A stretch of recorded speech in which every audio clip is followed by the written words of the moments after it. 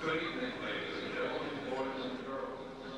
Welcome to the historic Cardinals Field. Is swung hard, hit deep in the air to left center field. Left fielder looking up. This ball is gone. A home run. Warren Dixon deals a pitch. Called third strike. Swing and a fly ball to left field. Base hit.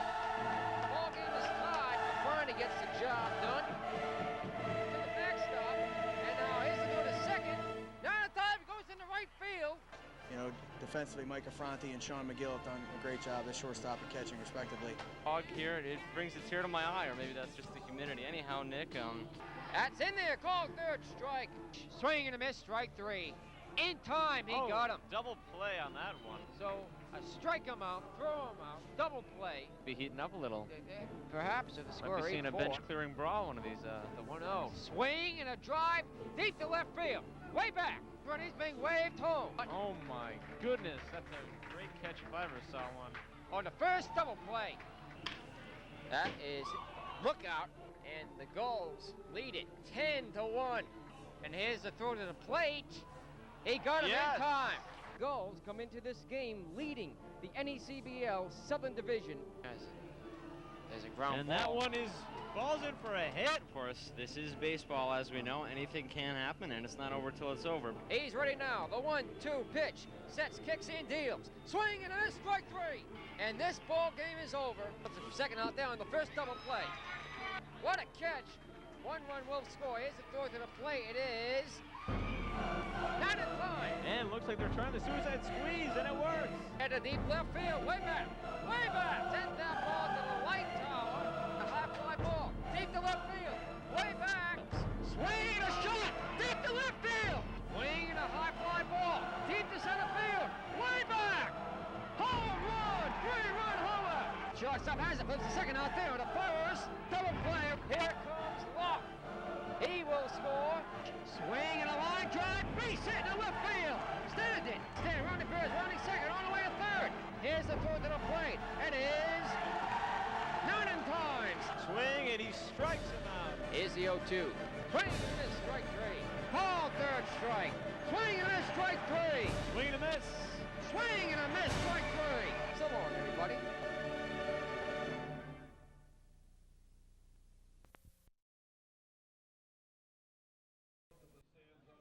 Hello, everybody. Welcome here tonight to Cardines Field in Newport, Rhode Island, where this evening the Newport Gulls will be taking on the Manchester Silkworms for the second game here at Cardines Field of the season between these two teams. Of course, both Manchester and Newport on the NECBL Southern Division. Coming into the game tonight, Newport is a game above 500.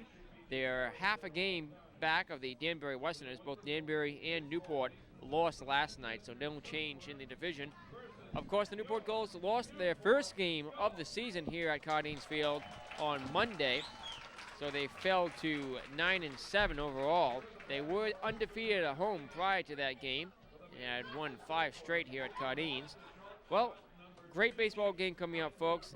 The second place Newport Gulls playing the fourth place Manchester Silkworms. Manchester coming to the game tonight, 5-7 overall. They're 2.5 games back of Newport. Starting pitcher tonight for Newport is Nathan Meatag. He has no record in 2 appearances. And his opponent, by the way, Meatag has made just 1 start. His opponent, Bobby Blevins, is 2-0, has a 2.3 ERA in 2 starts. He's a pretty good pitcher, and it may be another pitcher's duel tonight. If you remember, the last game you may have saw here on the NGTN. We taped it for you on Wednesday, June 22nd, 2005. During that game, the Newport Gulls played the Torrington Twisters for the first time here at Cardines in the 2005 season, and we went to the 10th inning without a score until finally the Twisters lowered the bases in the 10th, and with 1 out at a base hit to score the only run of the game, the Gulls were shut out for the first time this season and fell to 9-7 overall, losing that game 1-0 2 days ago. Well, they hope to start a new winning streak tonight. They've lost 2 straight. The Silkworms are off a win last night over Lowell, and they had a 2-game losing streak coming into that win. Well, we got a great game coming up. We'll have the starting lineups and pregame festivities next as we continue on the second season of the Newport Gulls Television Network.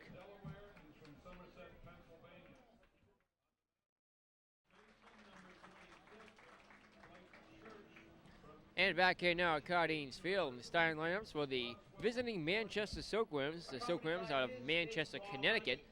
Some fans believe they're out of New Hampshire. That's not true. Manchester, Connecticut Silkworms. Manchester coming to the game tonight.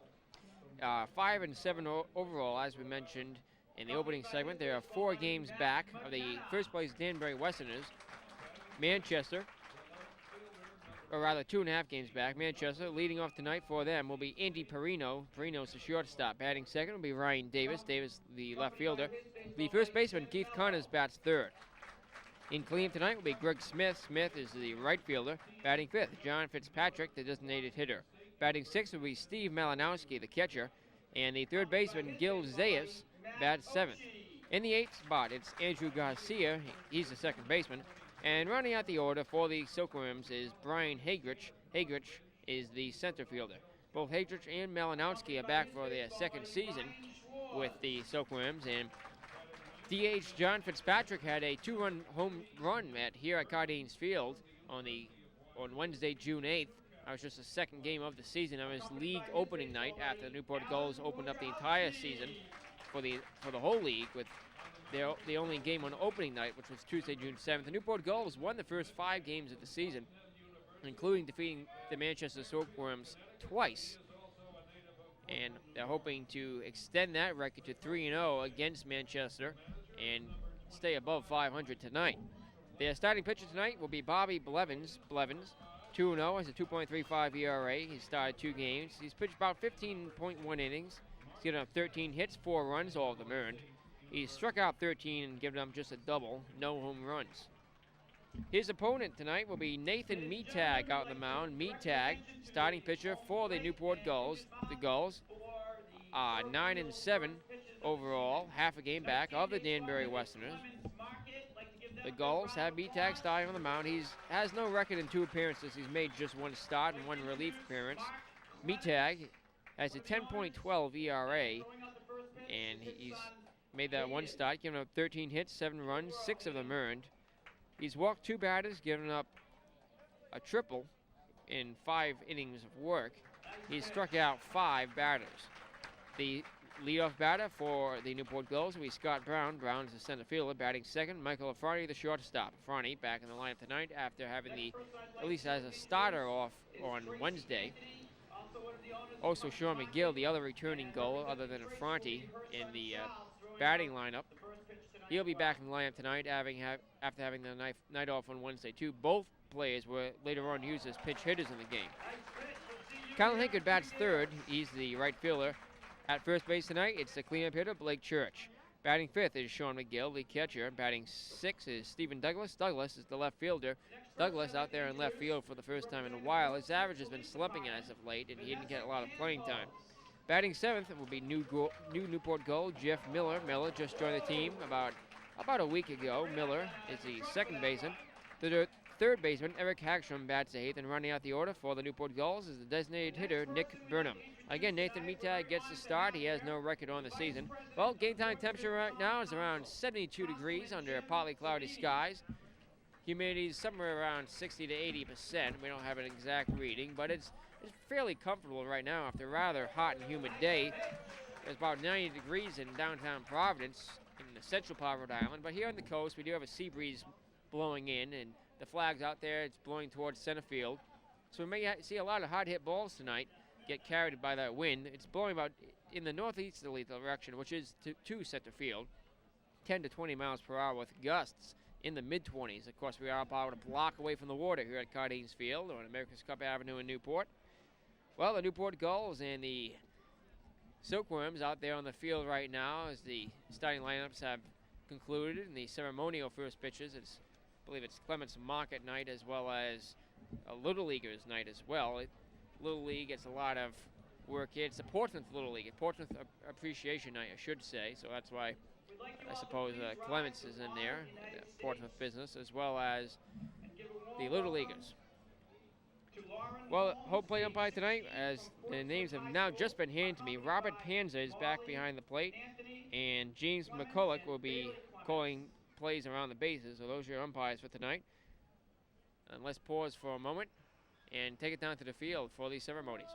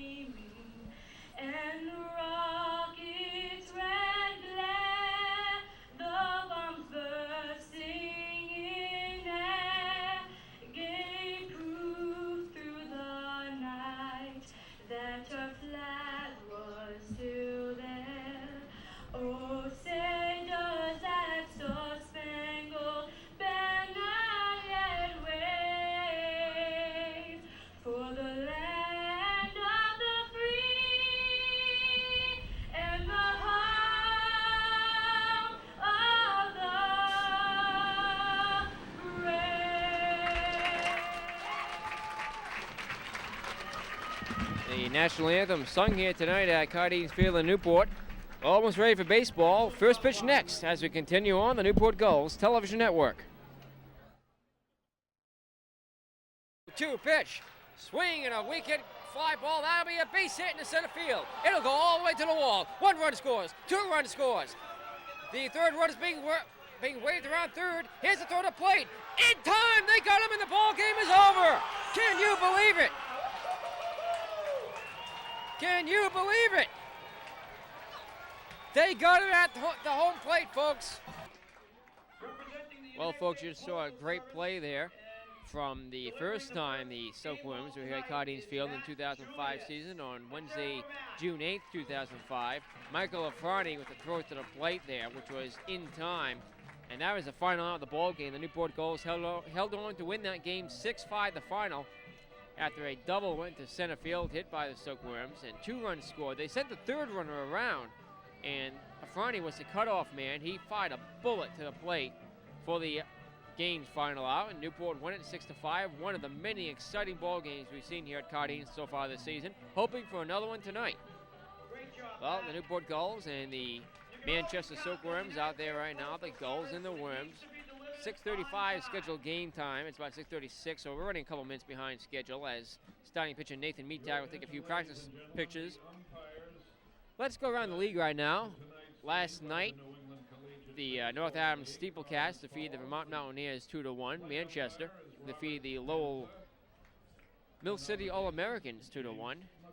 And, of course, Newport was defeated by Keene. Keene is now 11-2 on the season in first place in the Northern Division. Keene defeated Newport 4-1 to start a new winning streak. Keene had just lost their second game of the season the night before. They've started a new winning streak now against Newport.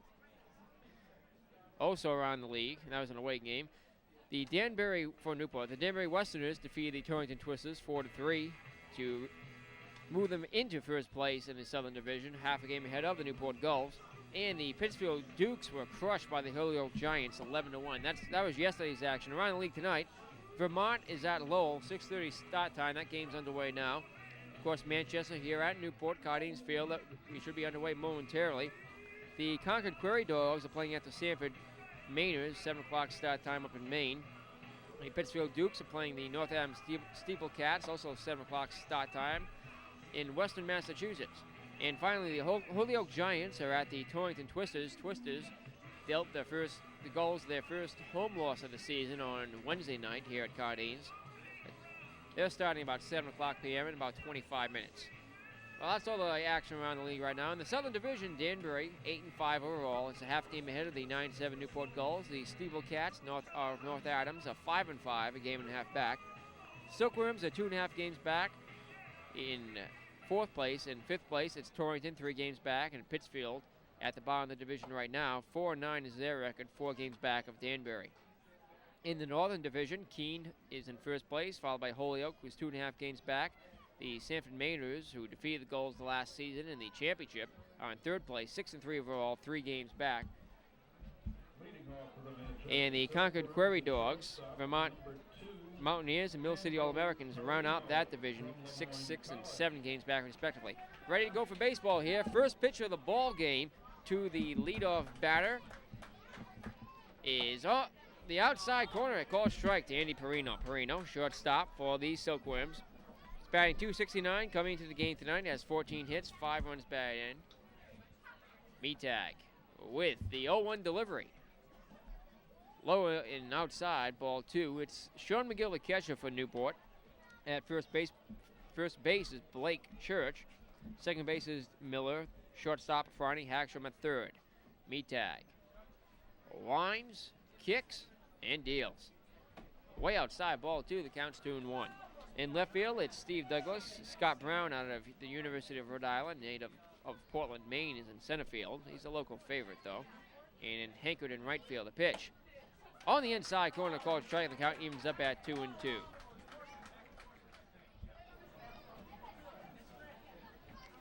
Metag looking for his first strikeout of the outing. He has 5 in the season thus far. Gets the signs from McGill. Now time's called. Very good crowd on hand already here at Cardines Field. Still more filtering in. The 2-2 pitch. Swing and a hot shot in the left field, but he got under it. Left fielder makes the catch, Douglas. Retires Metag. Zach Clem has the night off tonight, so it's Steve Douglas in left field. That's the first out of the ball game. Here comes Ryan Davis. Davis, left fielder for the Silkworms. Davis. He's batting .259, has 3 runs batted in. Batting second, the left fielder, number 11, Ryan Davis from Vanderbilt University. Davis out of Vanderbilt University comes up to the plate. Waits a pitch from Metag. Here it comes. And it's missing low on the inside corner, ball 1, 1-0.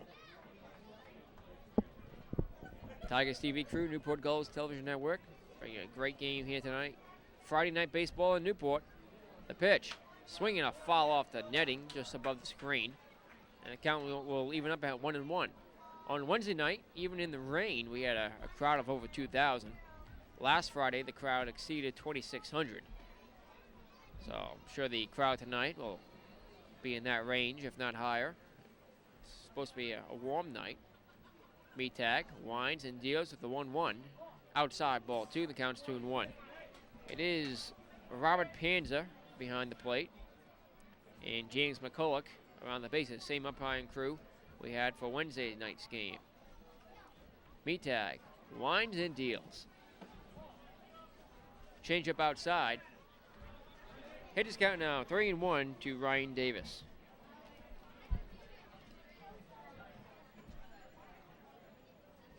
Metag looking in, and his pitch.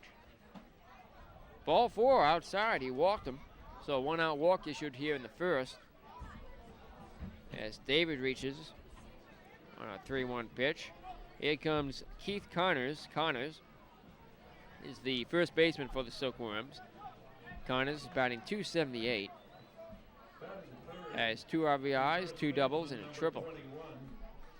He'll be batting now, the runner at first and 1 out. Metag fires in the first and diving back in is Perino, or rather Davis. After Connors, we will see Greg Smith. Connors batting from the left side of the plate, the pitch. On the outside corner, a called strike. Metag has a fastball, curveball, changeup. I have seen him throw a slider now and then.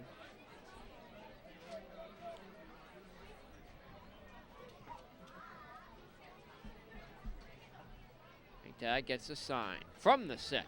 The pitch. That was a pitch out, but the runner wasn't fooled. 1-1 the count on Metag. Or rather, on Connors. Metag's the pitcher, folks. Nathan Metag comes to the set and to the plate. High, ball 3. Check that, ball 2, I should say.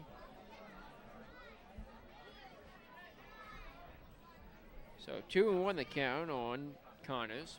Davis at first, 1 out. Here in the top of the first. Metag fires in. The pitch is outside. There's ball 3. So we'll have another 3-1 pitch. Connors steps out of the box. Metag working fairly slowly here in the first. It's a rather quick game on Wednesday night. But those are totally different pitchers, totally different teams. The pitch. On the inside corner, leg strike call from Robert Panzer. Connors thought it was ball 4. So it'll be a full count to Connors. Runner at first, 1 out. Metag looking in, likes what he sees. From the set, instead of throw back to first, and diving back in again is Davis.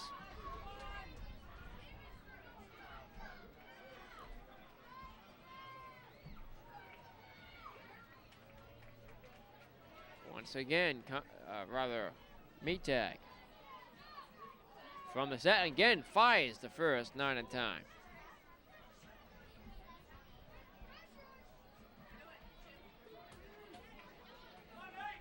Nathan looks in for the sign. Connors levels the bat. The payoff pitch. Swinging a foul to the backstop. Just nicked a piece of it. And count remain 3-2. We'll do it all again.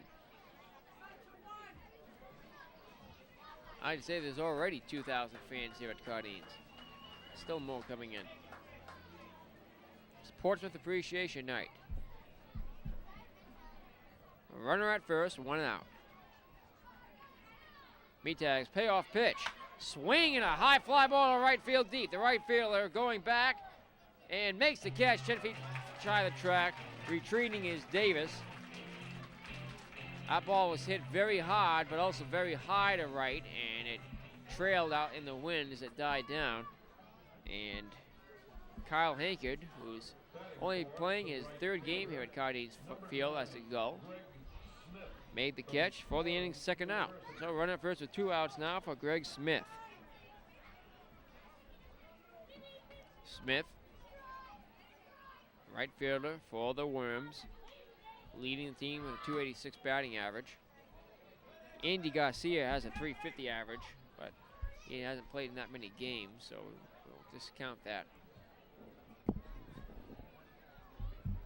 Metag's pitch. Swinging a ground ball chopper. Foul ball up the right field line. Oh, was it? No, it was a fair ball. So it was a fair ball. And holding up at second is Smith. I couldn't see the call from the umpire here. There's a huge pole blocking my way. And our camera shot didn't get it. So runners at second and third now with 2 outs. So that was fair. It had to be fair by about a foot or so. Off the bag at first. And up the line. It was a fairly weak hit ground ball, but it rode up the right field line. And now, Metag in a jam here. 2 outs, but 2 runners in scoring position. Suppose that'll be scored as a double for Smith. Here comes the DH, the 5th man to bat in the inning, John Fitzpatrick. Fitzpatrick had a 2-run home run his last time here at Cardines Field. And then Worms' 6-5 loss.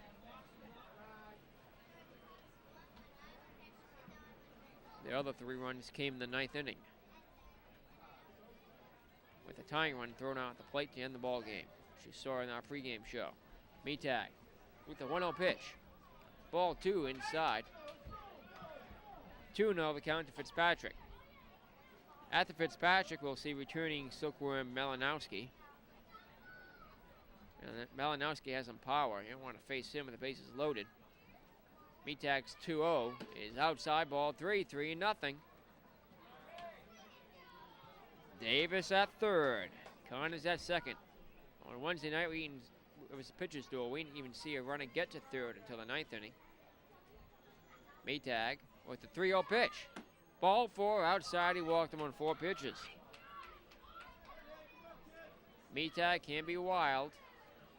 Well, he's getting the ball across the plate tonight. He's just not getting in the zone. He's only made 1 start in the season, and he's pitching relief totaling 5.1 innings. Does have a 10.12 ERA. Oh, he has no record.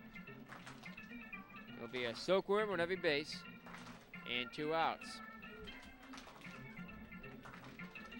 Pretty good opportunity here for the Worms to bite first against Newport.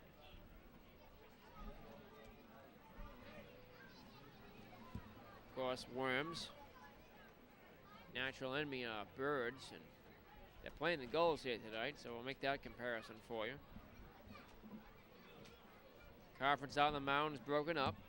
Bases loaded, 2 outs. Coming up to the plate is Steve Malinowski. Steve is batting .286 with 5 runs batted in and 3 doubles.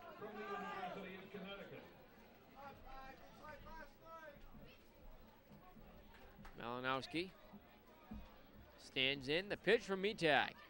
Swing and a high fly ball to right field. Foul and out of play.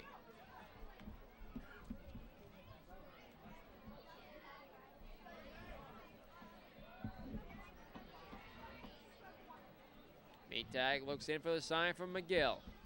Bases loaded, 2 outs. No score, here's the pitch. Swinging a ground ball. Franti has it on the hop. He flies long way to first in time. The inning is over. The Manchester Silkworms leave them loaded. We've played half an inning here at Cardines Field. It's the Worms nothing. The Gulls coming up here on the Newport Gulls Television Network.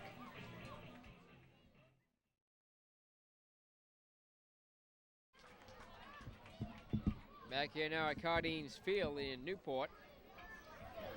Here's the first pitch of the last half of the first, and it's on the outside corner, a called strike from Bobby Blevins. Blevins, 2-0 in the season, has a 2.35 ERA in 15 innings pitched. He's given up no home runs, 13 strikeouts.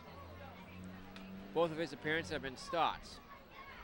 1-1 the count to Scott Brown. Brown is batting .292 with 14 hits, 3 doubles, 4 runs batted in.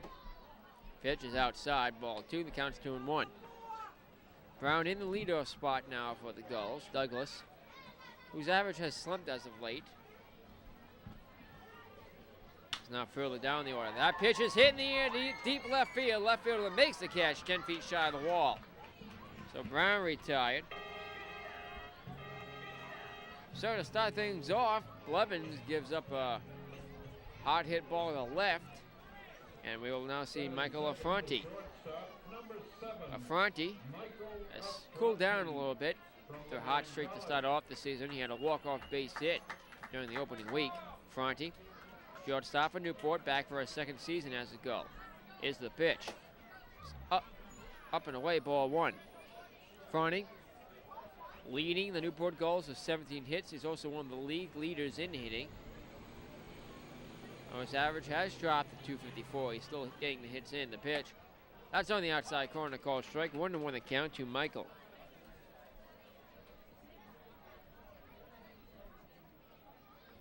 Newport Gulls.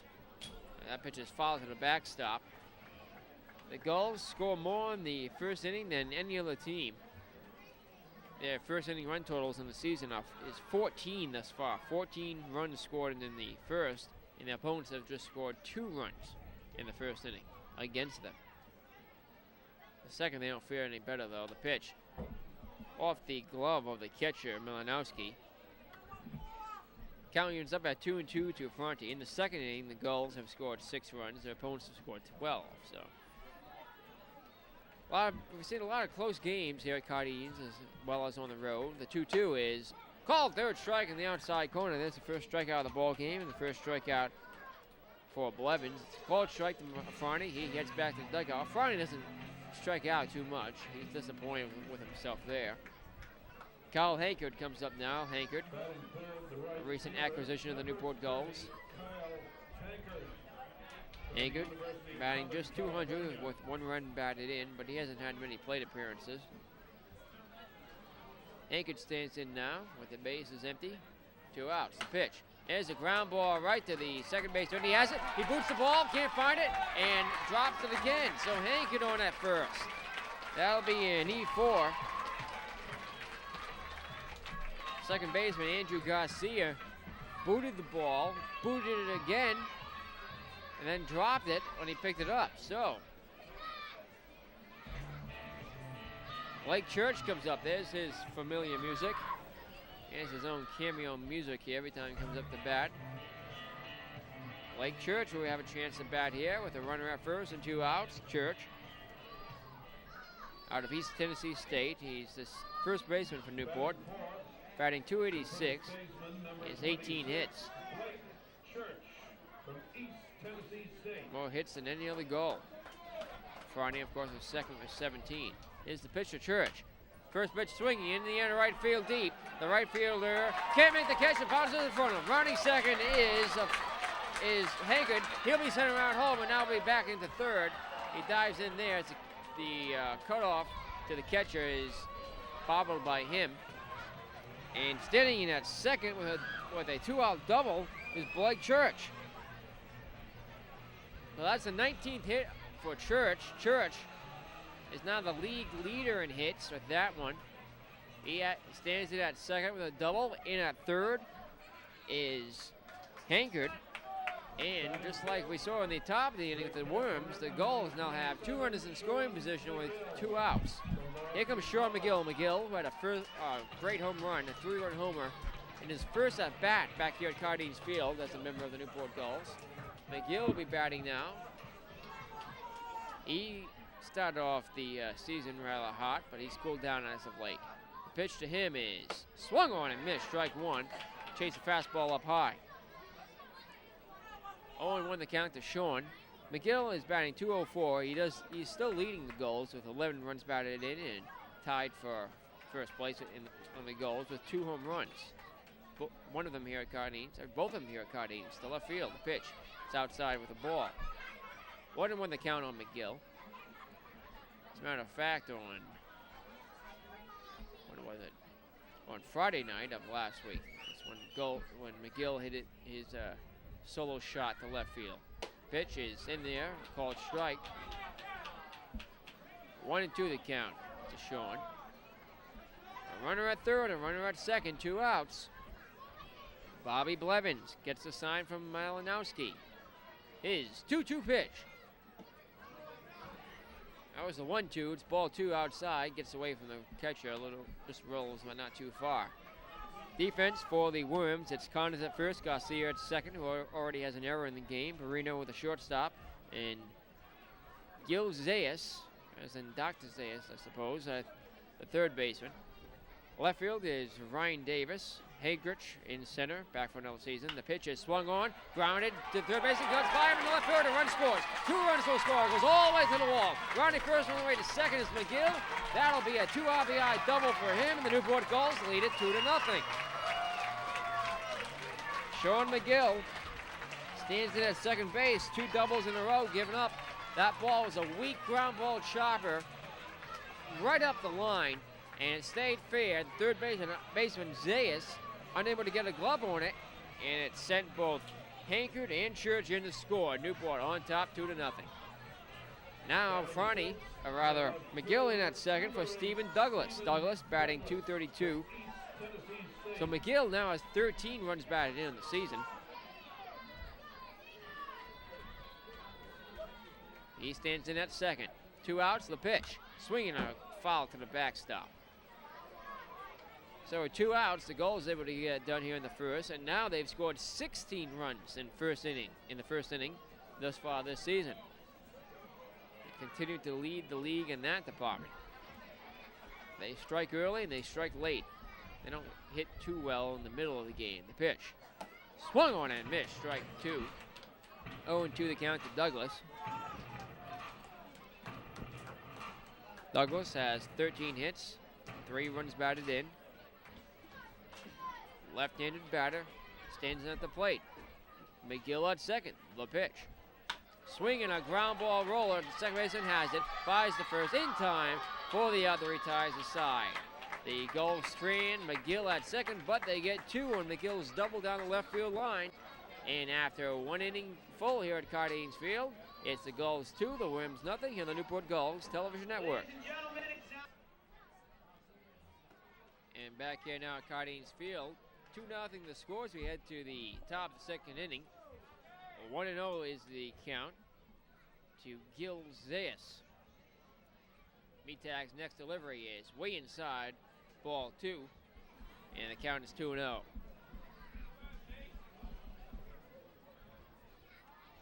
Well, Newport able to get it done again in the first inning. Metag's 2-0 pitch.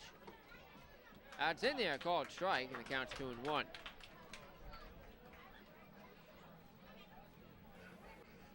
Metag working a little bit quicker here in the second.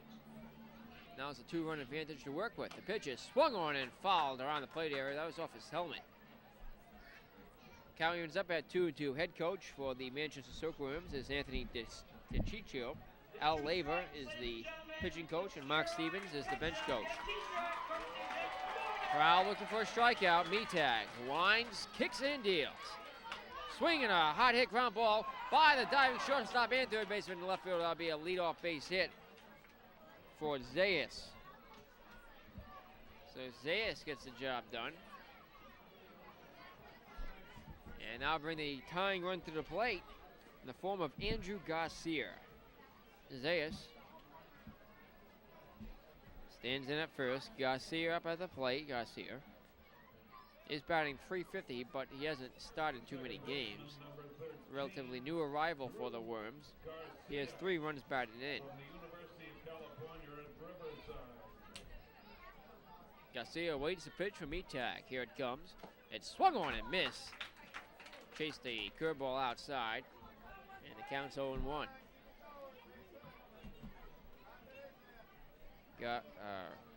Garcia out of the University of California. The 0-1 delivery is swung on, hit foul, and the count will be 0-2.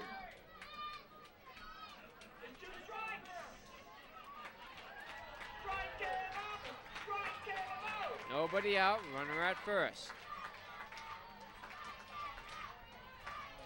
Metag looks in from the set.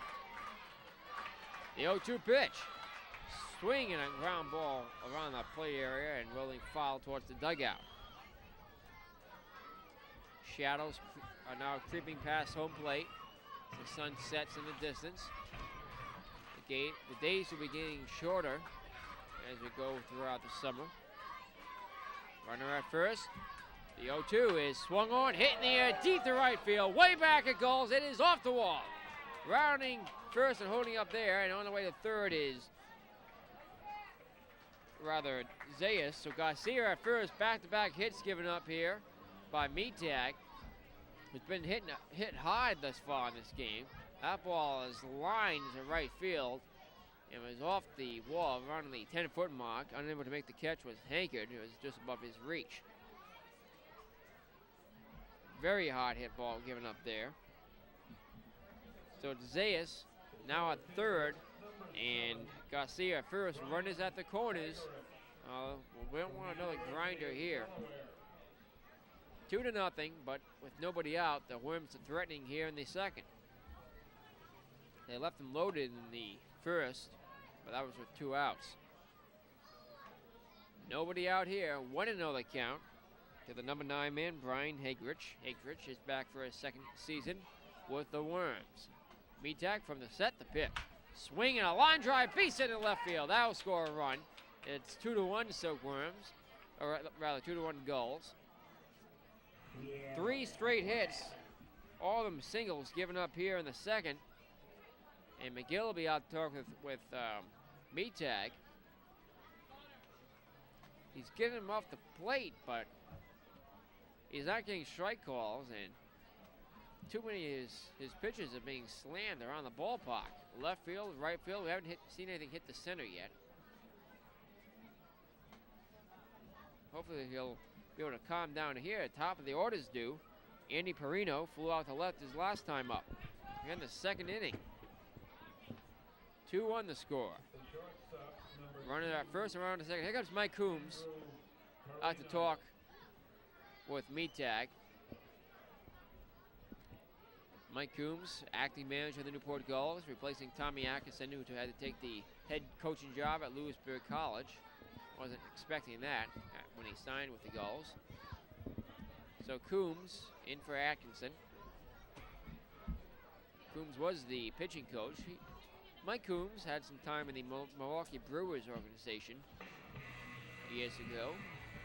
A very long career in baseball. Knows the game well.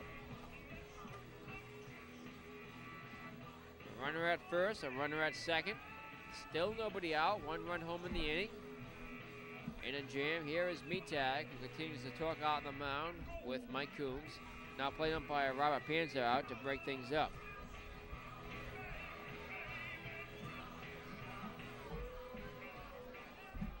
Coombs heads back to the dugout.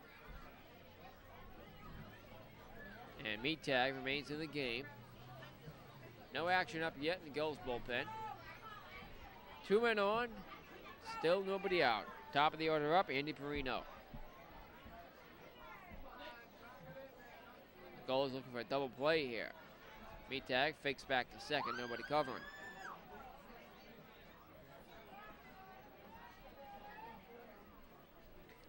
Nathan has been hit hard in his 2 starts thus far. His pitch. He squared for a bunt, but the runners retreated, and the pitch bounced in the dirt. Ball 1-0.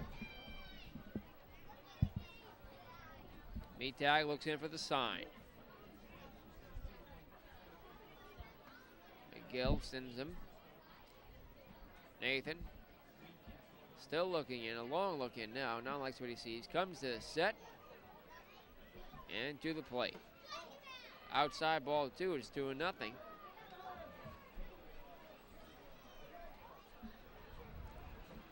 Well, a walk here would probably get action up in the Gulls bullpen. Metag has already walked 2 batters, giving up a double and 3 singles. 1 run home here in the second. 2 men on, nobody out. The pitch is grounded right to the third baseman. First baseman finds the second out there on the first. Not in time, unable to make the play there, as Perino ran very quickly up the line.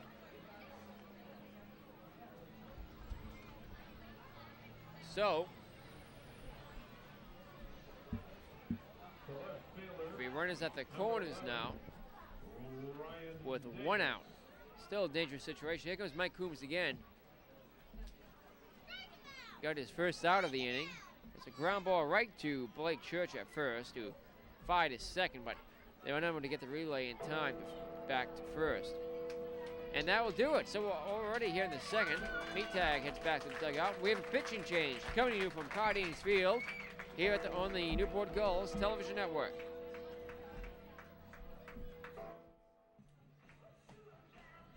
Well, the new pitcher for the Newport Gulls is Travis Webb. Webb taking a few practice pitches out there on the mound now. Webb replaces Metag, who has been hit hard here in this game.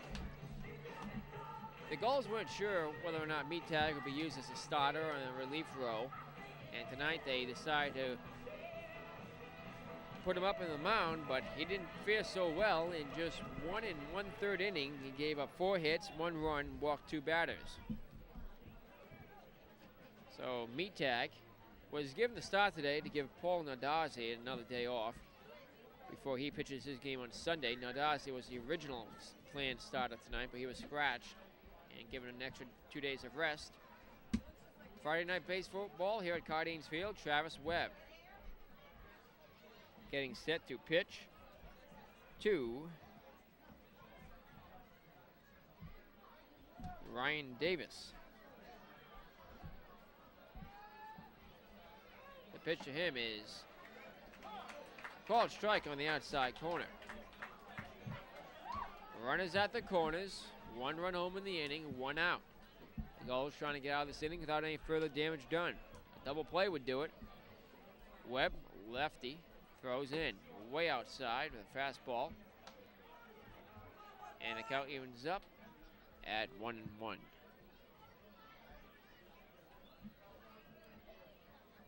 Webb looks in. Gets the signs from McGill. The third pitch of his relief outing is a called strike on the outside corner. That looked way outside of me. However, I don't have the view that plate umpire Robert Panzer has. 1-2 the count. 1 out. Runners at the corners. That's the tying run at third. Go ahead run at first. Travis Webb from the set. The pitch. Swing and a miss. He struck him out. First strikeout for Gulls pitching tonight. The Davis fans. And here comes Keith Connors.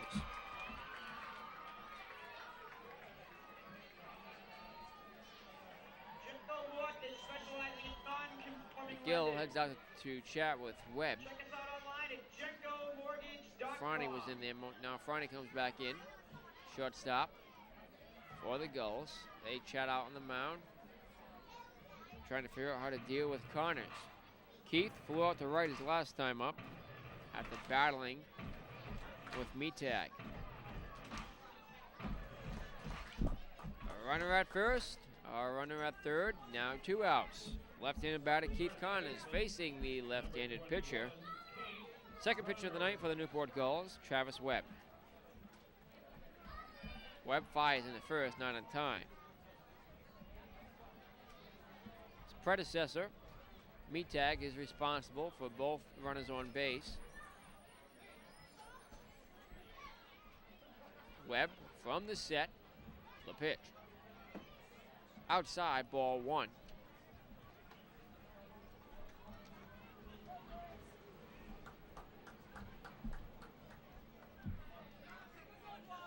Travis Webb has a 0.0 ERA. He's made just 2 appearances on the season, both of them relief appearances. His pitch is missing outside again, 2-0 the count to Connors.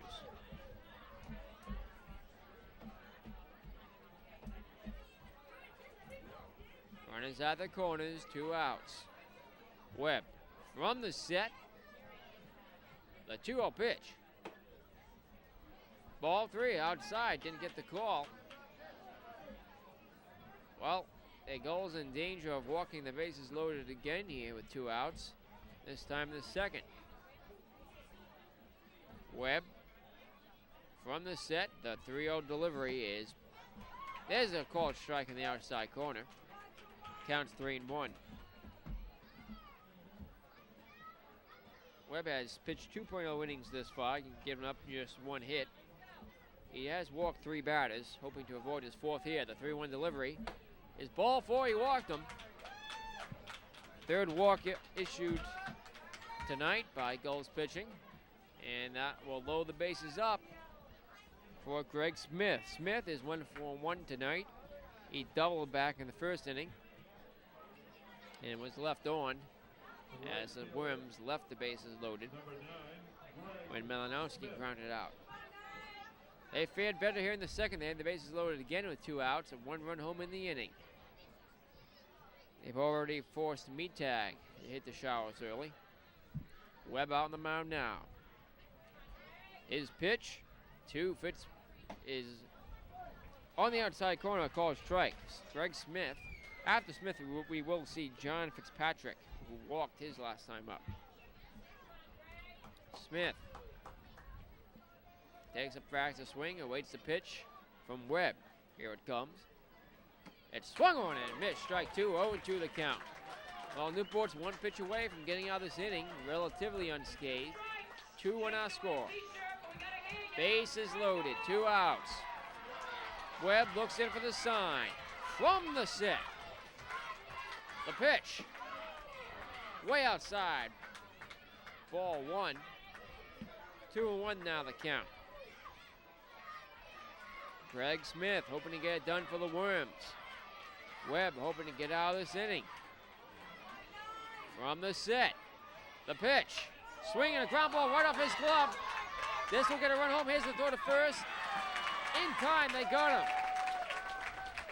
So the run does not score. The Worms are retired here in the second. We go to the last half of the inning. The Worms get 1 and still trail at 2-1 as we continue on the Newport Gulls television network.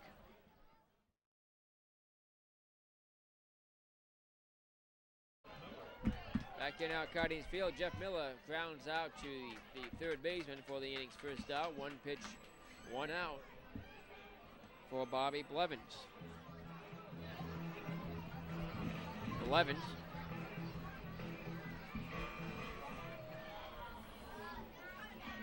has given up 2 runs thus far. 2-1 our score here in the home half of the second. Hagstrom comes up now. Eric is batting .125 with 1 RBI. The pitch on the inside corner, a called strike. 0-1 the count on Hagstrom. Friday night baseball here at Cardines Field. The pitch missing low and inside, about the same location but lower. Counts even at 1-1. 1 out here in the second for the Gulls. Blevins pitch. About the same location, ball 2, 2-1. Outfield playing fairly shallow. Infield in a little bit. Playing Hagstrom the pull. The pitch is foul to the backstop.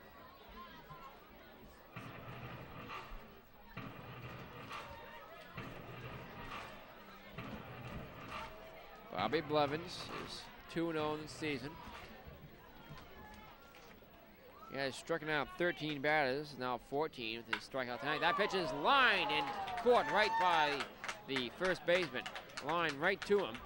I think a few steps to his right for the inning's second out.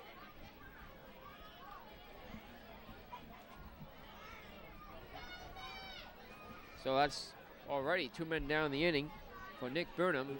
As you recall, in the first inning, the Gulls did all this scoring with 2 outs. Hoping to do it again here. Base is empty. Burnham up at the plate, 2 men down. The Gulls would like a little bit more insurance here. Burnham waits the pitch. Here it is. Outside ball 1. The count's 1-0. Bobby Blevins doesn't stand very tall up there on the mound. I think he's about 6'2". The pitch outside ball 2. It's 2-0 to Burnham. Should he reach, we'll see the top of the order up. Scott Brown. Bob Blevins fires in, and it's in there for a called strike. 2-1 the count to Nick Burnham.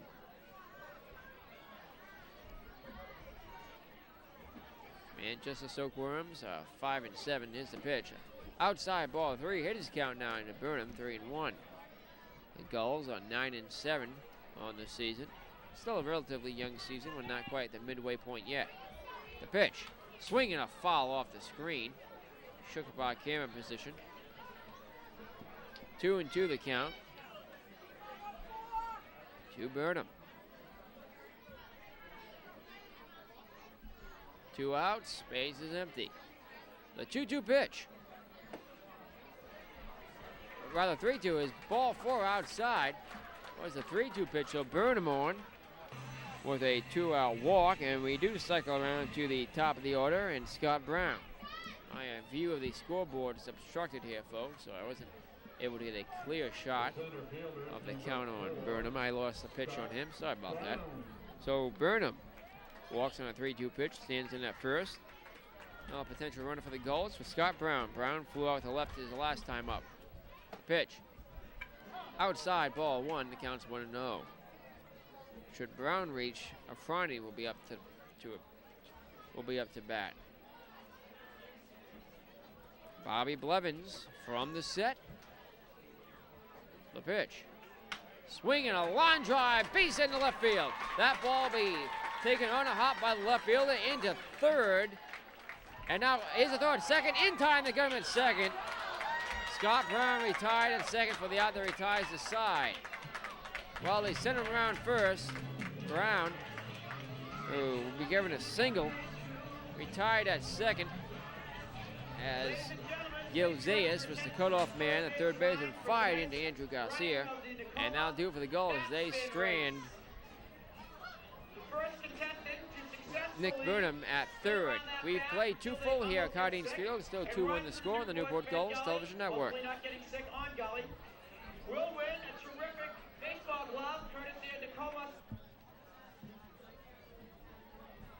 And back here at Cardines Field, we go to the top of the third inning. Newport still on top, 2-1. The DH is up to bat now, John Fitzpatrick. Fitzpatrick, back in the first inning, walked. He awaits the pitch from Travis Webb. Here it comes, and it's in there for a called strike at the knees. Fitzpatrick has one home run in the season. Came here at Cardines Field back on June 8th. Webb's delivery is way outside. Ball one, and the count's even at 1-1. Oh, fantastic crowd on here at Cardines Field. The temperature starts to drop a little bit. The wind picks up. The pitches. A ground ball chopper right to third base when he has on the hop. Flies to first in time. Good pick there by Blake Church at first. And there's the first out of the inning. So Fitzpatrick retired, 5-3. Here comes Steve Malinowski, returning worm.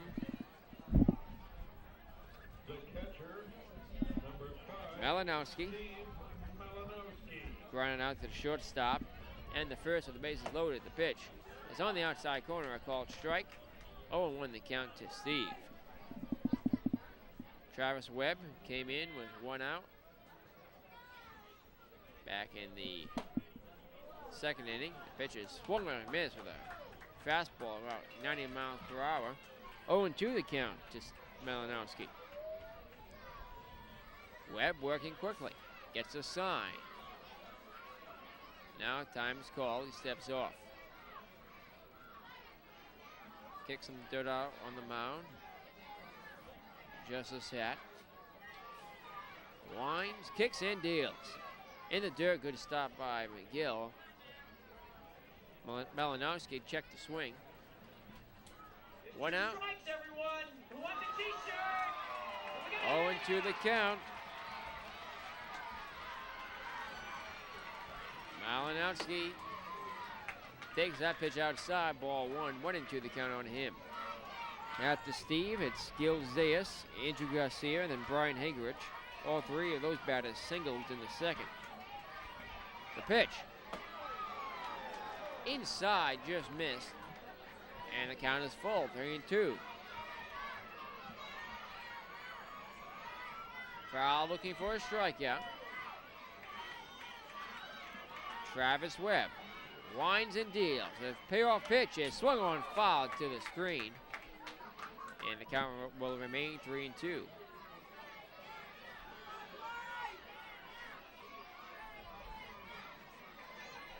Once again, Webb with the payoff pitch.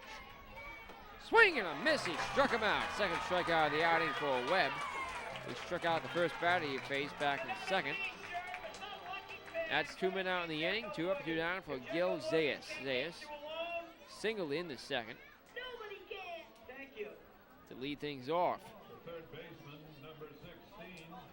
One of 3 straight singles, which got the only run home for the Worms. Pitch is fouled around the plate area.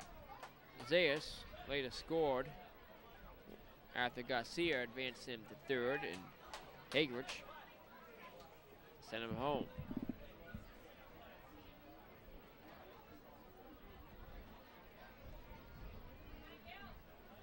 Webb with the 0-1 pitch. Inside, ball one, that counts 1-1.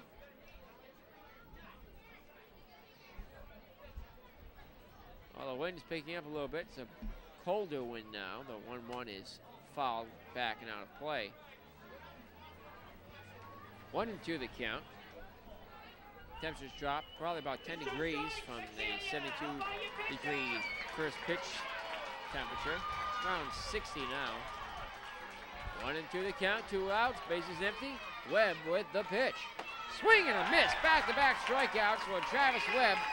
Zayas goes down swinging, and the Worms go 1-2-3 for the first time tonight here in the third. We go to the last half of the inning as we continue on the Newport Gulls television network, with Newport still leading it 2-1.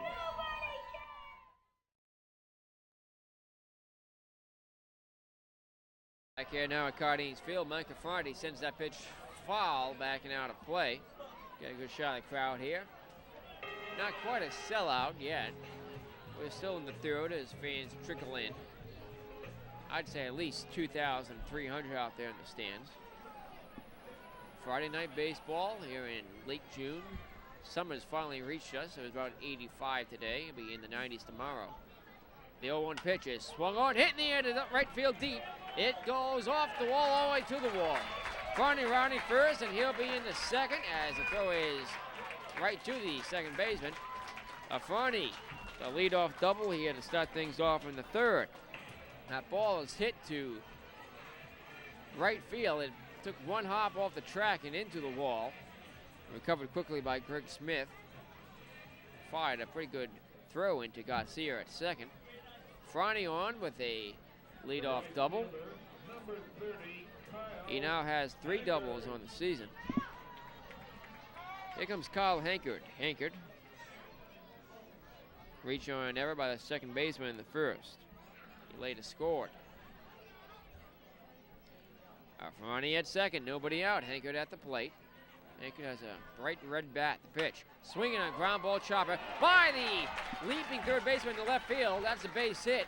Franny holds up at third. Hankard in at first. Runners at the corners with nobody out, and the Gulls threatening here again in the third. They lead it 2-1, hoping for some more insurance now. Hankard on for the second time tonight. Here comes Blake Church. Church doubled back in the first and advanced Hankard to third. Church later scored on McGill's RBI double. Blevins with the pitch. Missing outside, ball 1, 2-0-1, rather 1-0 the count. 1-0 the count to Church, who has his own theme song. They play it a little bit late. Throw back to first, and diving back in is Hankard. Franny at third, Hankard at first. 2-1 out score. Gulls looking for insurance there in the third. So Worms' team is pretty tough. And back again at first is Hankard. Back standing that time.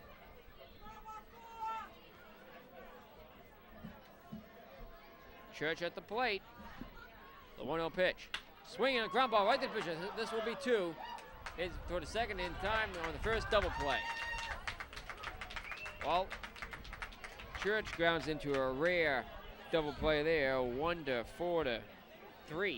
And there's 2 outs in the innings now. Still a runner at third of Franti. For Sean McGill. McGill had a 2 RBI double back in the first. That gave the Gulls their score 2-1. Franti at third. McGill with another chance at 2 outs here to get the job done. Check that, folks. Andy Wendell. Andy Wendell will be used as a pinch hitter here. So McGill is out of the lineup. It's a pitch to Wendell. Missing ball 1. See why they want to use Wendell so early in the game here. Wendell is usually a late game addition. Wendell's also a catcher, so he'll be in the catch for McGill. And the top of the fourth, the pitch. Floats outside with a ball. It's a very off-speed pitch. 2-0 the count to Wendell.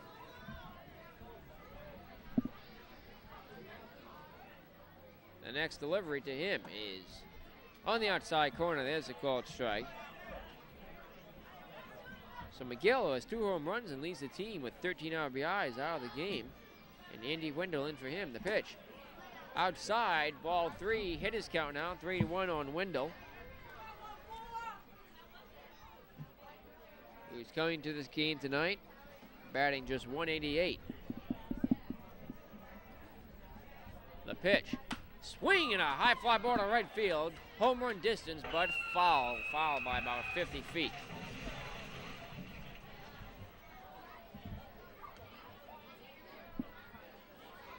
Andy Wendell has made 10 starts in a Gulls uniform. Now appeared in 12 games. Wendell stops to forces to tie his shoe. Wendell has 6 hits, 1 double.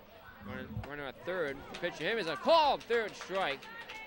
So Wendell goes down looking. And the Gulls strain up fronty at first. We go to the fourth inning, still 2-1 Newport as we continue on the Newport Gulls Television Network.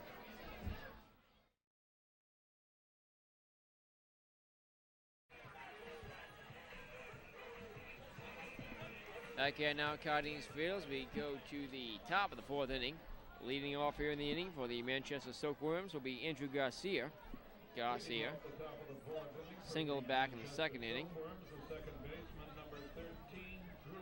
Garcia swings on the first pitch, fouls it off of his foot.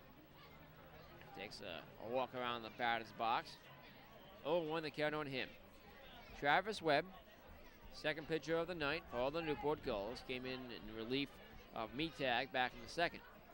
He's pitched scoreless relief since then. Hoping to continue the pitch. Outside with a ball, and it counts 1-1.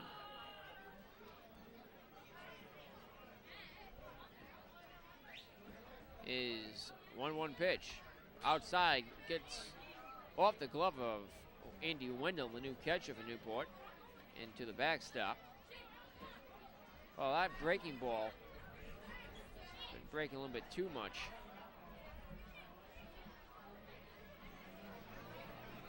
Wendell, the new catcher for the Gulls. The pitch is a ground ball right to front. He has it on 3 bounces, fires it first high. Got it away from him. Fronty not too happy.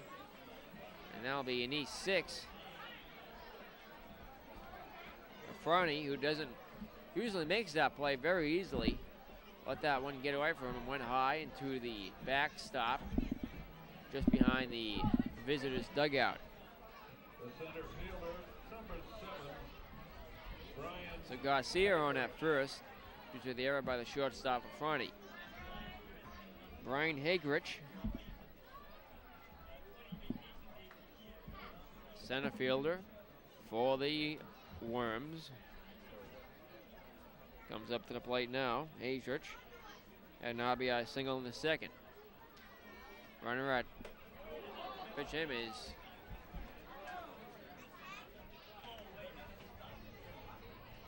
missing with the ball. So ground rule double. And an E6 puts Garcia at second with nobody out. Webb, not responsible for Garcia. Here's the 2-0 pitch. There's a bunt. He put out down a good one up the third base line. Here's a throw to first. Did he get him? Can't see the call from the umpire from here.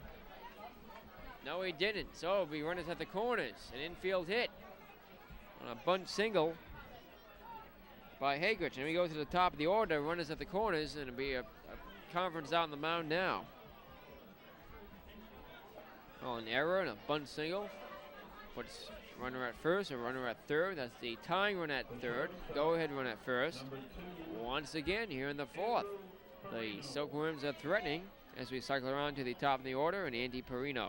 Perino is 0 for 2 tonight. Flew out to left in the first, grounded out, and advanced runners in the second.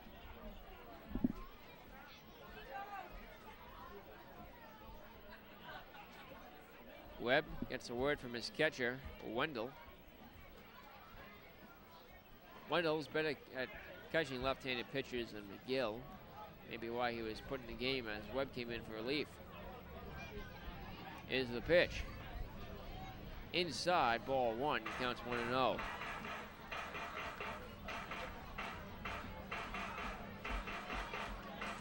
Andy Wendell came in for the Gulls as a pinch hitter in the last half of the third. Runners at the corners. Wendell gives the sign. The pitch.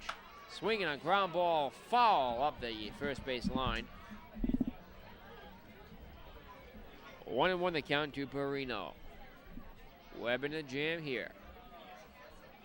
Runners at the corners. Nobody out. Trying to cling to that 1-run advantage. Webb looks in. From the set, the 1-1 pitch.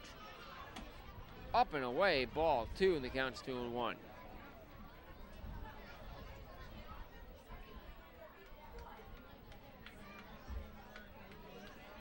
Infield takes a few steps back.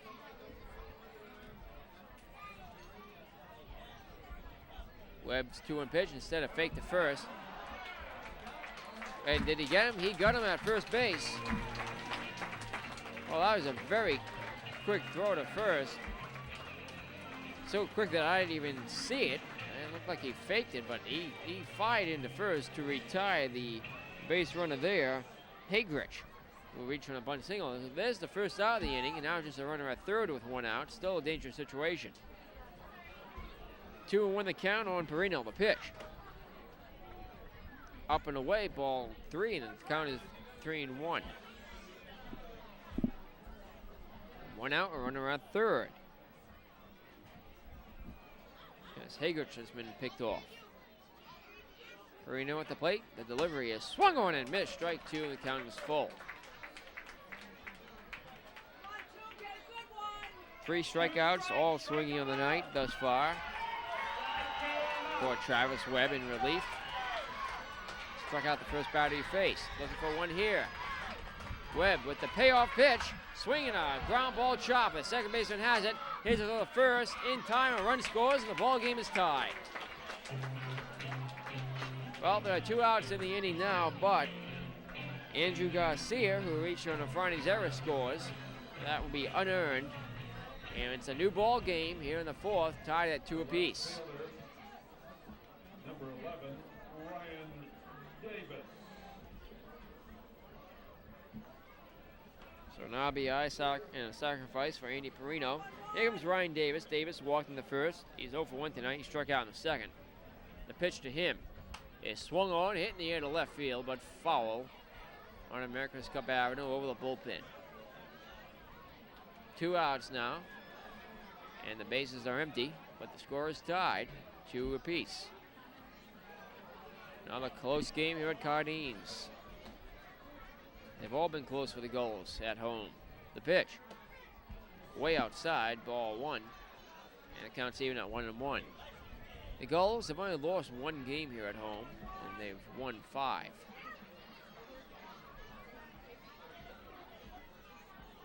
The pitch, swinging a hot hit ground ball to the first baseman. He bobbles it and will take it. 3 alone for the out that retires to side. Right, the Gulls have actually won 6 games. They won 6. They're 6-1 here at Cardines, hoping to go 7-1 tonight. But the score is tied 2-2 now as the Silkworms get a run here in the 4th. We go to the last half of the inning. The Gulls will have a chance to break this tie apart as we continue on the Newport Gulls Television Network. Sponsor.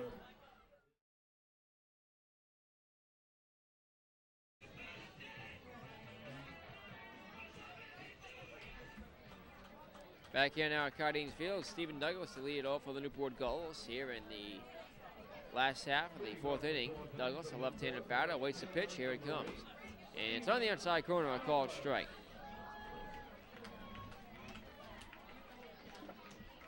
Douglas grounding out to the second baseman to end the 1st inning.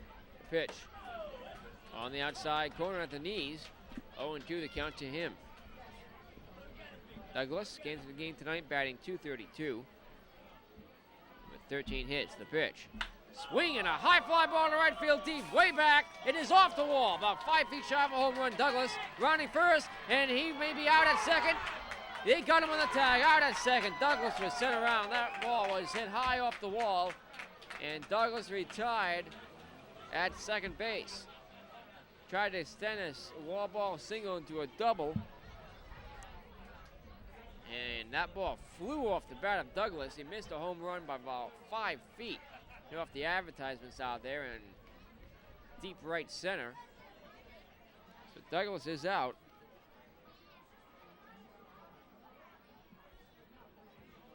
Second baseman, number 13, Jeff. That's the second is the pitch to Miller. It's on the outside corner, called strike. The second goal tonight retired after trying to extend a single into a double.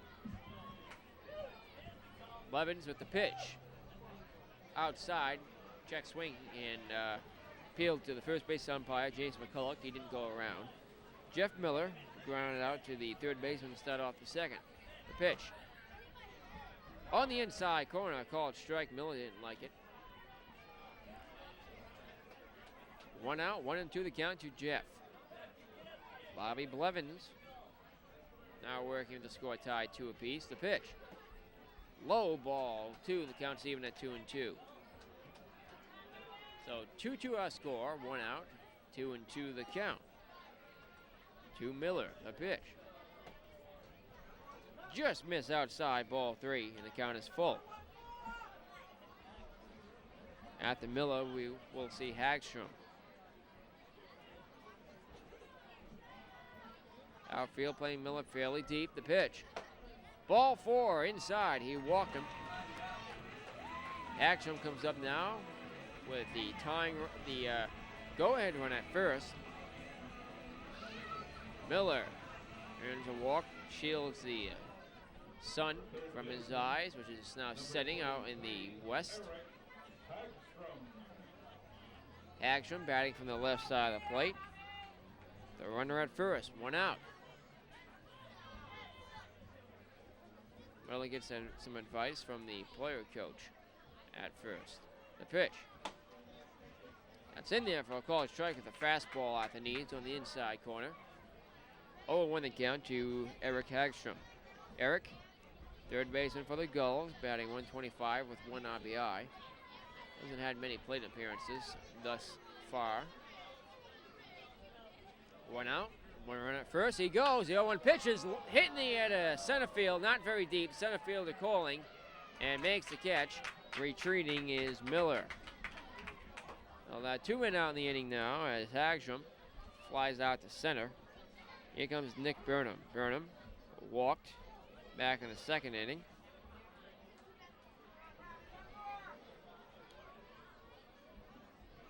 The designated hitter, number 3, Nick Was later stranded on base. Bobby Blevins worries about Miller still at first. 2 outs. The pitch. Outside, ball 1. Blevins has given up some pretty hard hit balls tonight, as 2 Gulls have missed a home run by just a few feet. Out and right.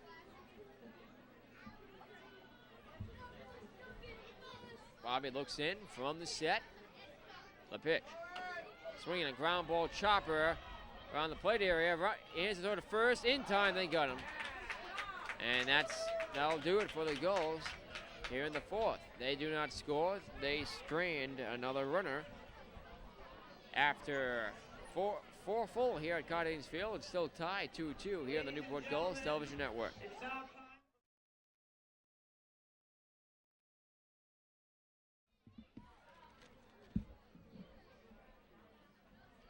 Back here now at Cardinals Field, leading off here in the top of the 5th inning, will be number 21, Keith Connors. Connors awaits a pitch from Webb. Here it comes. It's missing, low, ball 1. Connors, batting .278 coming to the game tonight, has 2 doubles and a triple on the season. The pitch. Squares for a bunt, puts down a little roll up the third base line, and he'll reach.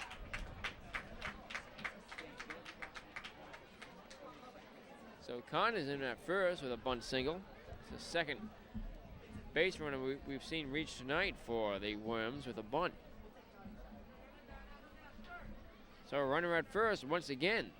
The Worms get their leadoff man on, this time for Greg Smith. Smith, cleanup hitter for the Worms. Smith, double in the first, grounded out to second baseman back in the second. Webb looking in, gets the sign, worries about a runner at first, nobody out. 2-2 our score. The pitch. Fastball, low ball 1.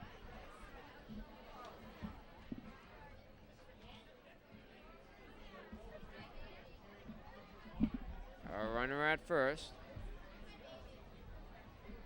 A long look in now from Travis Webb. Not sure how late he'll go into the game. He is a relief pitcher. Is his delivery. It's missing outside, ball 2. Check that. It's a called strike. Called strike. As Greg Smith was showing bunt.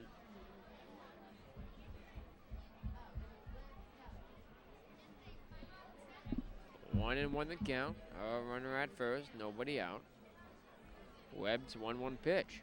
Swinging a hard hit ground ball. The second baseman has it, follows it, flies long way to first, and not in time.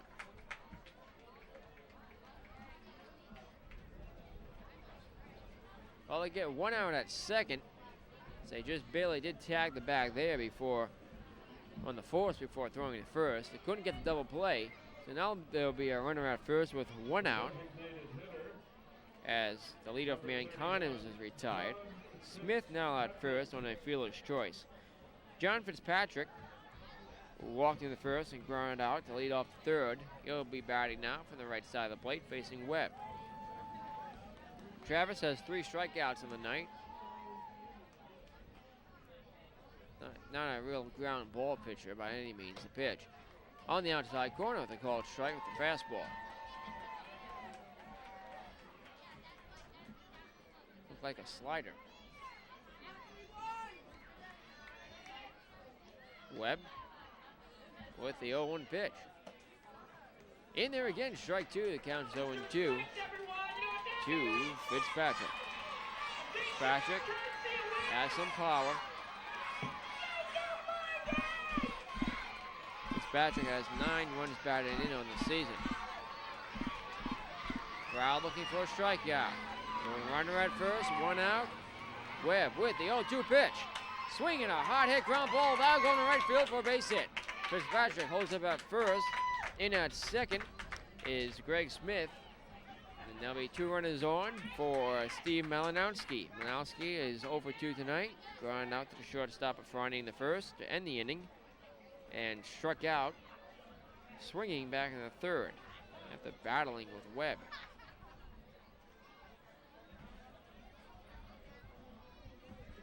Here comes Mike Coombs out to talk to Webb. Not sure if that'll do it for him or not. We don't have a good shot of the bullpen from up here. Let's see if they get a pitcher out. Coombs. Early major league scores. They're both in about the 3rd inning. Talks on the mound with Webb and McGill. The beloved Boston Red Sox 3.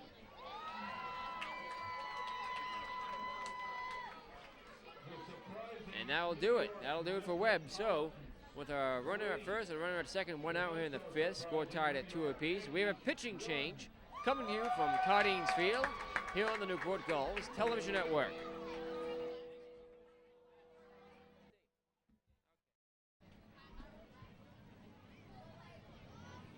Back here now at Cardines Field, Josh Lacy is the new pitcher for the Newport Gulls.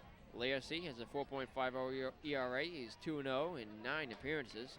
Lacy has 1 save. He's pitched 18 innings, given up 19 hits, 9 runs, all of them earned. He's walked 4, struck out 20 batters. Lacy has given up 6 doubles, a triple, and a home run. Does have a 1-mile pitch, and he's hit 2 batters. The lights come on here at Cardines Field as the sun sets. Josh Lacy has inherited runners at first and second with 1 out here in the 5th. Score remains tied at 2 apiece, but the Worms are threatening. Malinowski comes up to the plate. He's 0 for 2.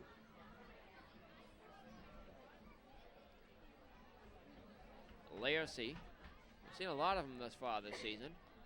Looks in for the sign. Comes to the set, checks the runner at second. He kicks and deals. And pitches low ball 1. Lacy's the 3rd pitcher of the night for Newport. His predecessor Webb struck out 3 batters. Gave up 1 unearned run. Lacy looks in, working slowly. Fires in. Swung on and missed. Strike 1. The count's 1-1. Webb, who had given up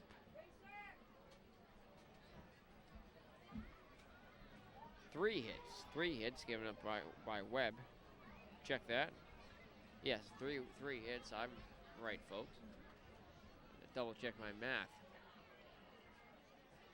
Now, Lacy out to talk with McGill. conference is brief. 2 men on, 1 out. 1-1 the count to Malinowski. Webb from the set to the belt and to the plate. Way inside, almost hit him.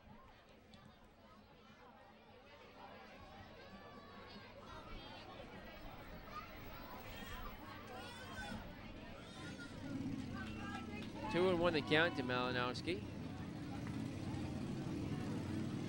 Lacy looks in the pitch instead of throw to first, and he's caught on a rundown, and he'll be tagged out. Nowhere to go for Fitzpatrick. Well, that's the second out of the inning. Good play there as Lacy just about to fire into the plate, and at the last moment tossed over the first. Church chased down Fitzpatrick, who had singled early to right field. And 2 men out in the inning now, and a runner at second, scoring position. He is still the go-ahead run. It's really been a grinder so far. We're here in the 5th, 2-2 our score. Runner at second, 2 outs, the pitch. Swinging a foul off the screen, near our camera position, shakes it around, but still okay. Our director tonight, Tom Lehman, did a good job putting that camera in position and locked in place. 0-1 the count to Malinowski. Here's a throw to second, almost had him. Almost had Connors.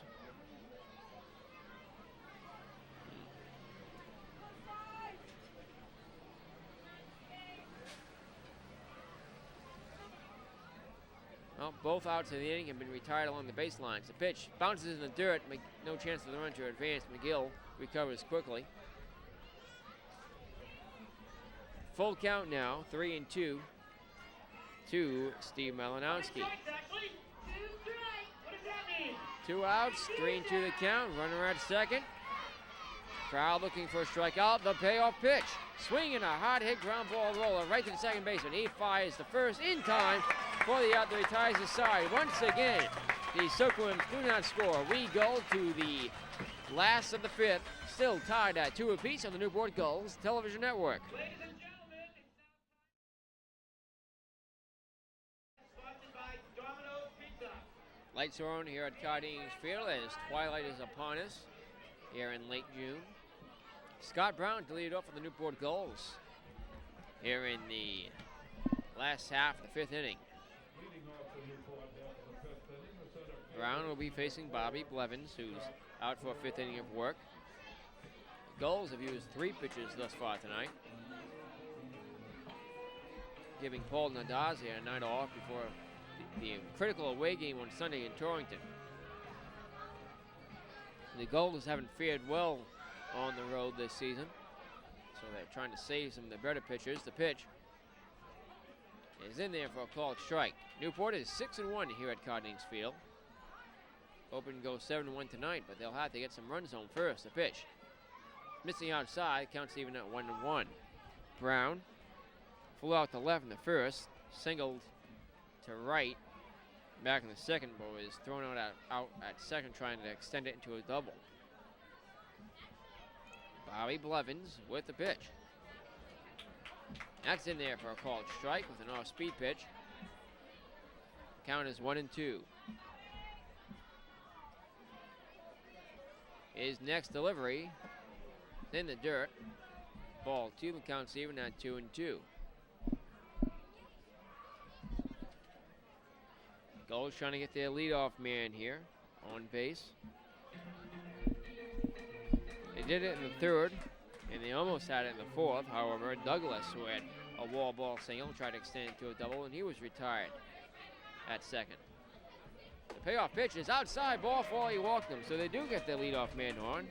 Brown takes his base at first, base on balls for him, and here comes Michael Fronte. Fronte struck out looking in the 1st and double in the 3rd inning to lead off the 3rd. Fronte has some power. He has now 3 doubles in the season, 1 home run, which came away at Danbury in Connecticut. He has 8 runs batted in and 18 hits. The pitch missing ball one. Franti was showing bunt. Scott Brown at first. Franti at the plate. On deck is Kyle Hankard. Hankard is 1 for 1 tonight. Also reached on error. Heart of the order due up here in the 5th for the Gulls. They have a great chance here in the 5th. Blevins with the pitch. It's outside. Ball 1. And the count is even out 1-1.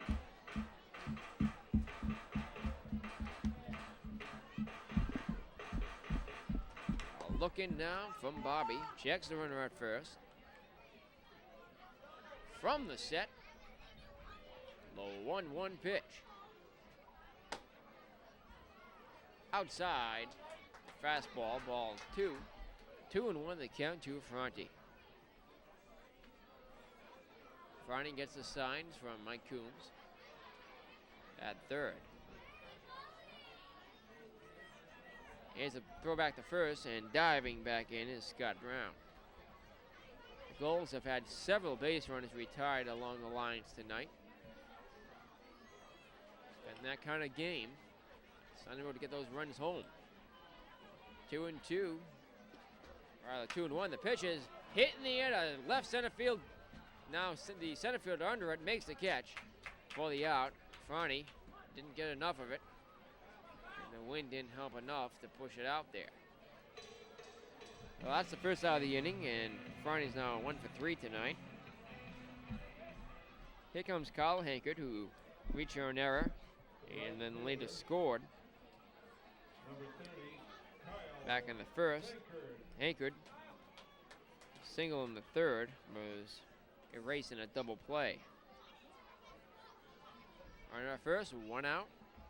The pitch to Hankard is swung on and hit foul up the right field line, over by my car, but it misses it as it typically does. My car has been hit twice, both in the same game, which was the regular season finale in 2004. My car was hit twice in that game. It's always precariously parked up the right field line. 0-1 the count to Hankard.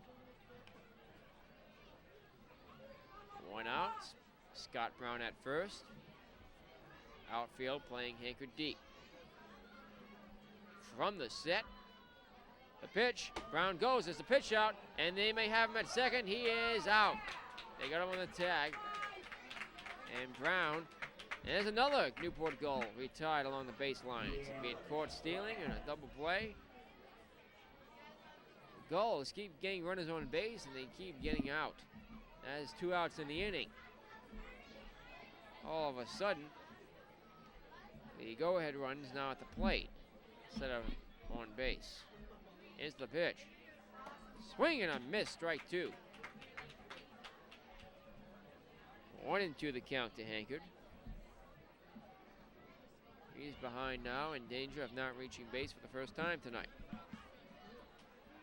Bobby Blevins has been pretty perfect since the first inning. He hasn't allowed any runs to score.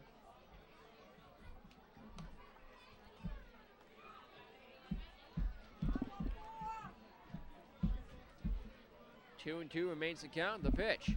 Swinging a weak ground ball chopper foul up the third base line.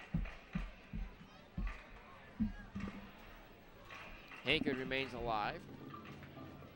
And he'll do it again.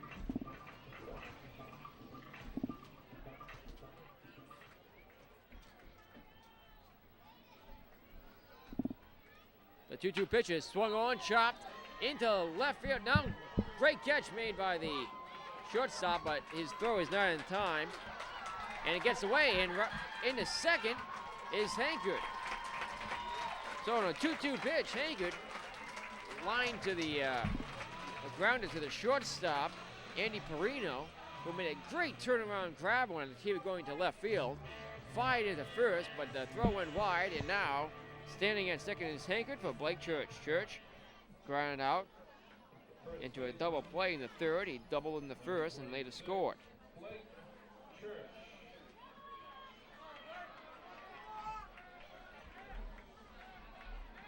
Runner at second. The pitch to Church is on the outside corner with a called strike at the fastball, and the count's 0-1 to him. 2 outs. The Gulls have another chance to do some damage here with 2 outs. all their runs have come with 2 outs. Thanks to Sean McGill. The pitch. Outside, ball 1. The count's 1-1. Another base runner on. Let's see if he can make it around to home without being retired along the baseline. As so many goals have met their fate that way tonight. The pitch is outside. Ball 2, 2-1. Here comes the catcher, Steve Malinowski, out for a rare conference tonight with Blevins. And let's see who that is there. Number 8. That's the manager, Anthony Pacheco. Pacheco out there to talk with his pitcher. Let's see how much time he has left out there on the mound. We are here in the 5th. 2-1 the count. Pacheco returns to the dugout. He'll stick with his starter. Remaining out on the mound is Bobby Blevins. Bobby has to worry about Hankard at second. Church at the plate, who has some real power. We have to see a home run from him yet, though. The pitch is swung on and missed. Strike 2. Chase a fastball way up high. And it counts 2-2. Runner at second, 2 outs. The score tied at 2 apiece. 2-2 the count. Deuces are wild here in the 5th. And now, time is called. Game slowed down here in the middle innings. From the set, the 2-2 delivery. Called, third strike on the outside corner. Church didn't believe it. He retreats, and the Gulls leave another man on. They've left 7 tonight. Still tied at 2 apiece as we continue here on the Newport Gulls Television Network. We go to the 6th inning.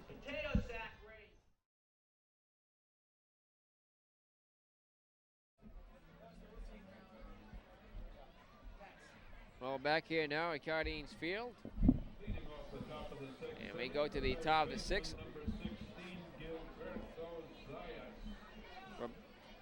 Gil Zayas takes the first pitch, called strike, 0-1 the count to him. There's action up in the bullpen. The next pitch from Larsey is missing, ball 1, the count's 1-1. Josh Larsey, third pitcher of the night for Newport.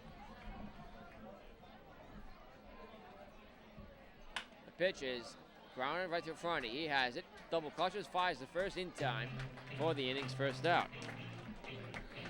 So, Zayas, or Zayas, whichever you prefer, I'm not sure of his exact pronunciation, is retired. 6-3, here comes Andrew Garcia. Garcia, single in the 2nd, reaching on an error by Afrani in the 4th. Just laid a critical and not get the tying run home in the form of Garcia.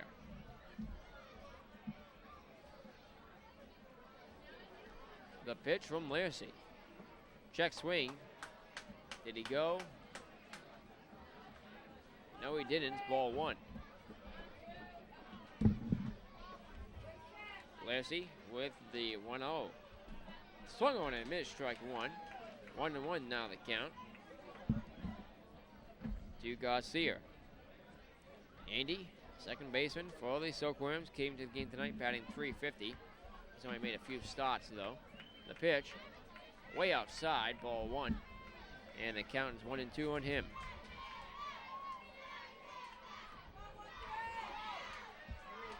Base is empty, 1 out here in the 6th. Still tied at 2 apiece. The pitch, high and inside, ball 2. The count's even at 2-2. Garcia levels the bat. The pitch from Larsey is just missing. A little bit high and a little bit outside, and the count is full. Well, the crowd here at Cardines Field wants to strike out. Here's the payoff pitch. Swinging a weak hit ground ball by the diving and rolling Larsey. And on at first with an infield single is Garcia. Well, the second baseman, Miller, came on to try and make the play. However, by the time he could get to the ball, which is a very weak hit roller, Garcia is already standing in. So, once again, for the 5th time tonight, the Silkworms have a base runner. This one is Andrew Garcia. Here comes Brian Hagrich. Hagrich is 2 for 2 tonight. Takes the first pitch outside and low, ball 1. An RBI single to right back in the 2nd inning. And a bunt single in the 4th. Slater picked off. 1 out, runner at first. Lacey has to go to work here in the 6th. Throws in the 1st, and back standing is Garcia.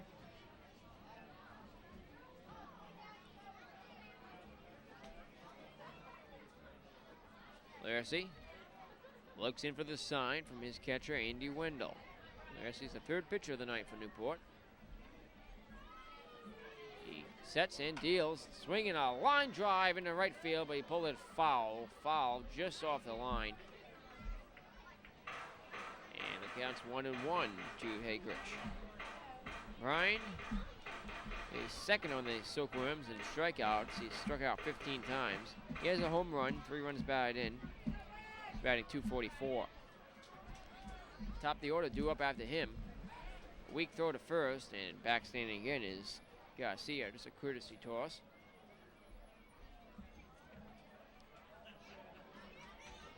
One the count to Hagrich. Lacey with the pitch. Swing and a miss, strike 2, the count's 1-2.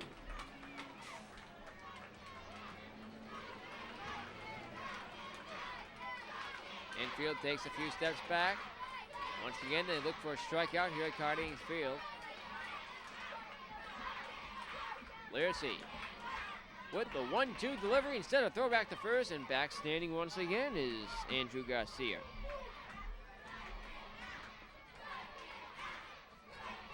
Lacey looks in, he's ready now. The 1-2 pitch. Swing and a ground ball chopper. The second baseman has it, flips the second out there on the first, and he doesn't make the throw. So in at first with the fielder's choice is Hagrich. They get the leadoff man Garcia, and there are now 2 outs in the inning for Perino. Oh, the Silkworms have turned 12 double plays themselves, but they've grounded into 9. Newport, on the other hand, has fared much better in the double play department. Of course, unable to get one there. Newport as a team has turned 16 double plays, as diving back in at first is Hagrich. Is Perino, top of the order due up for the Worms. The pitch is outside, ball 1.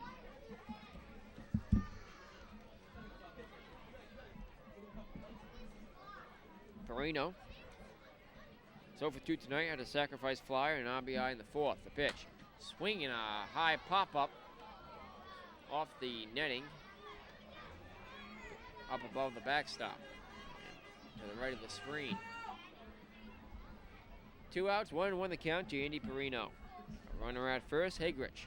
The pitch, outside, ball 2. The count's even at, or rather, the count is 2-1.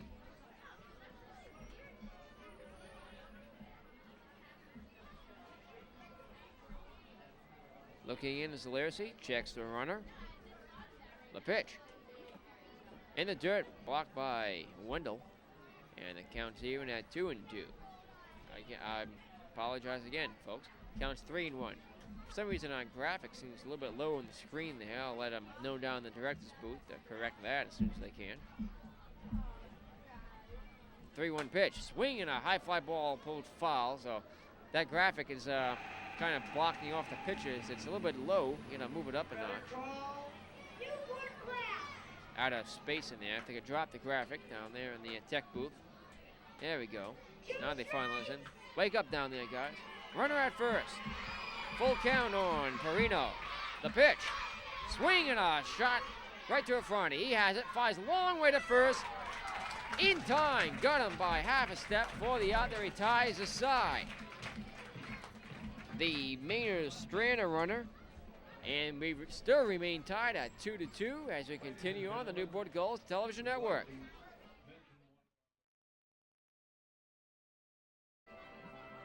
Back here now at Cardines Field. Here's the pitch to Wendell. It's popped up. Maybe playable in right field. Right fielder looking at it, makes the catch. Greg Smith retires Andy Wendell on one pitch with a putout. So Blevins out there for a 6th inning of work now. The score remained tied at 2 apiece. We're going to break the rules. We're going to go on offense now. The first crazy person can win a T-shirt while the Gulls are on offense. So come on, let's So 1 man out in the inning for Stephen Douglas. Douglas is 1 for 2 tonight, but he was retired after trying to extend a single to a double in the 4th. A pitch to him is on the outside corner, a called strike. 1 man out, bases empty here in the 6th. Here's the pitch to Douglas. On the outside corner again. 0-2, Douglas behind. Working quickly, Blevins the pitch. It's hit in the air to center field. The center fielder can't get the catch. He has it on the hop, and Douglas in at first.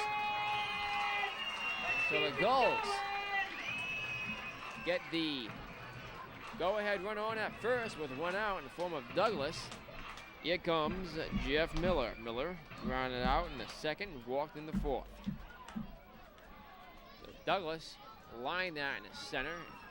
A short hop to the center fielder Higrich. He now stands in at first. Miller takes a practice swing, waits the pitch from Blevins. Here it comes. Squared for a bunt, pull it away. The pitch is outside, ball 1. Chance to finally get it done here in the 6th. Gulls bats have been quiet as of late. They lost last night 4-1 at Keene. The pitch, swing and a miss, strike 1. The count's 1-1. On Wednesday night here at Cardines, the Gulls were shut out for the first time this season, 1-0 against Torrington in 10 innings. Nobody scored through 9 in that game. Once it moved along quickly, 1 out, a 1-1 pitch with a runner at first. Up and inside. Ball 2, it's 2-1 to Jeff Miller. Miller has a double, no runs batted in. He liked his first here. The pitch, that's hit in the air to right field, but foul and out of play. Hitting room in right center. Perhaps enough to send that runner around from first. Also a lot of room in left center field. 2-2 the count to Miller. Douglas at first, 1 out here in the 6th. And throw back to first. Douglas dives back in. Bobby Blevins looks in for the sign from his catcher Malinowski. He's ready now. Now throw it back to first, and diving in is Douglas. 2-2 the count to Jeff Miller. Blevins from the set, and now Miller, tired of waiting, stepped back. Still waiting for that pitch to the plate.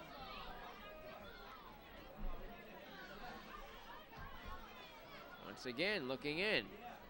Checks the runner at first. Blevins with the 2-2 pitch. Another throw to first, and diving in is Douglas. This game is slowed down to a halt. On deck is Eric Hagstrom, who's 0 for 2 tonight. The 2-2 is outside, ball 3, and the count is full. Bobby Blevins has only given up 2 runs tonight. Both runs came in the first. He's pitched 5 scoreless innings since then.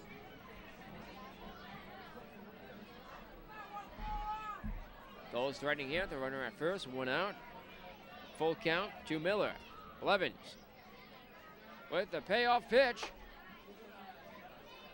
Ball 3 up and away. I did miss the pitch there. I guess the scoreboard was wrong.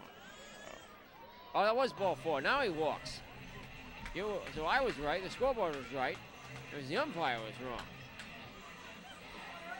Everybody forgot what the count was down there. Guess they weren't paying attention to the scoreboard. So that was ball 4. He walked him. Runners at first and second. That puts the go-ahead run in scoring position for the Newport Gulls. And Sharon's at first. Moore at the plate in the form of Eric Hackstrom. He'd like to hit a long ball here. He has 1 RBI in the season, no home runs.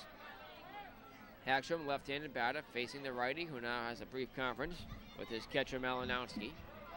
It is Douglas at second, Miller at first, 1 out. Here in the 6th, still the score still tied at 2 apiece. Birthday greeting to Lisa Carlos, who is 48 years young. Infield takes a few steps in, outfield takes a few steps back. And in jam here is Bobby Blevins. His pitch out of every jam tonight, though. 2 men on, 1 out, the pitch. Outside, ball 1 to Hackstrom. Hackstrom line to the first baseman in the 2nd, flew out in the 4th to center field. Runners at first and second. 1 out from the set, Blevins, the pitch. Swinging a pop-up, foul over the bullpen and out of play. Hits by the Newport Visitor Center across the street.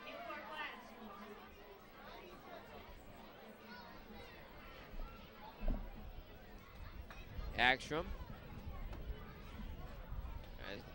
comes back into the batter's box. Blevins wanted a new ball, but wind's really picking up now, starting to howl. Coming from the south. Flag is blowing straight out to center.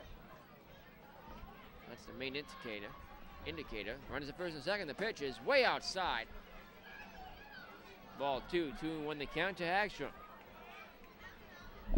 Still just 1 out. And really taking his time here in the 6th is Bobby Blevins.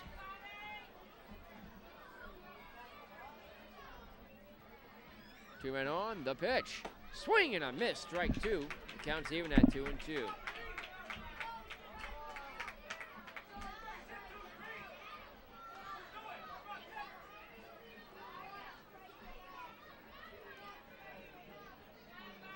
Runner at first, a runner at second.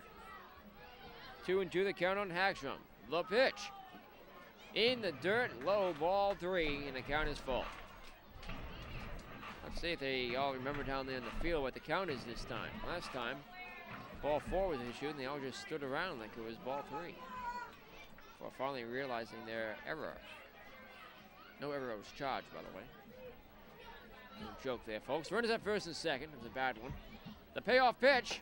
Ball 4 outside. The bases are loaded.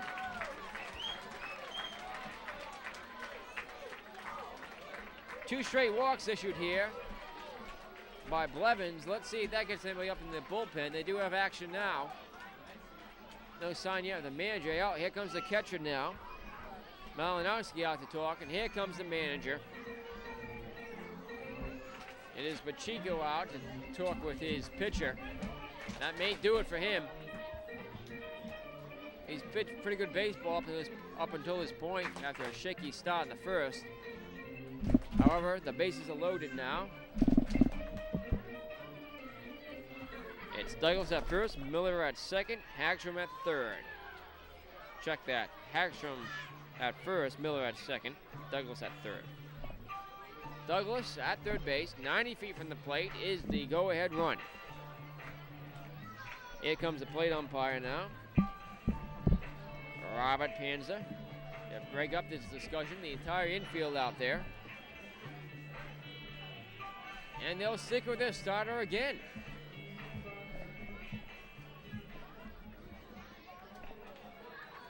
Well, just 1 out here in the inning. They need a double play to get out of this situation. A goal on every base. The designated hitter, Nick Burnham. Nick Burnham comes up to the plate. Burnham, designated hitter for the Gulls, has 5 hits, a double, and 1 RBI. I like to knock in a couple here to put the Gulls on top. The pitch to him. Low ball 1. 1-0 the count. 1 out. Bases are loaded here in the 6th, still tied at 2 apiece. The Worms starter, Bobby Blevins, out for a 6th inning of work. into jam here. The 1-0. Strike called right down the middle. Count evens up at 1-1. Man out. 3 men on. A man at the plate. Nick Burnham. 0 for 1 tonight. Ground out in the 4th. Walked in the 2nd. The pitch. Called strike on the outside corner. Burnham didn't like it. Steps away from the batter's box. Now steps back in. Looking in for the sign is Blevins. 1-2 the count. The pitch. Up and away. Ball 2. The count's even at 2-2. Really working high into the counts.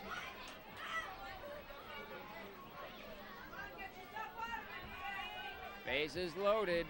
1 out. The 2-2 pitch. Swing and a ground ball chopper. The first baseman has it, finds a home out there. So the Gulls do not score as Douglas is retired. Reaching on a fielder's choice is Burnham. And now 2 outs in the inning. The Gulls still have the bases loaded here and are still threatening.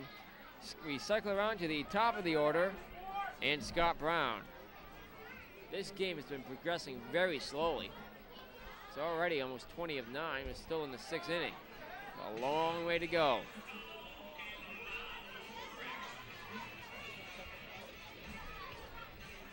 We've had games end about 8:50. We had some, even the extra inning game was already in the 9th inning at this point. Before slowing down for the 10th on Wednesday. Here comes Pacheco out. Well, he got that 2nd out, and that'll do it. He takes the ball. So we have a pitching change coming to you from Cardines Field. A call to the bullpen here with the bases loaded. And 2 outs, still tied at 2-2 here on the Newport Gulls Television Network.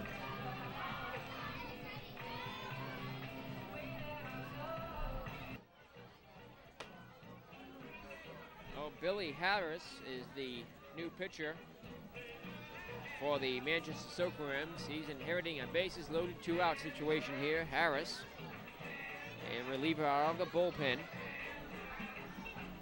It's a 6.14 ERA. He's 0-3 in 5 appearances. He's made 2 starts. Harris has to save in 14.2 innings of work. He's given up 15 hits, 17 runs, 10 of them earned. He's walked 9, struck out 19, given up a double, no home runs. And he's hit 3 batters.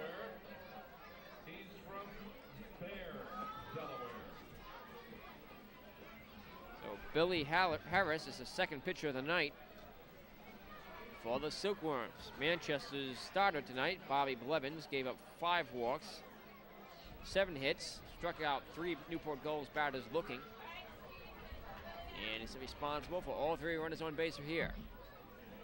He gave up 2 unearned runs in the 1st inning due to the error by the 2nd baseman Garcia.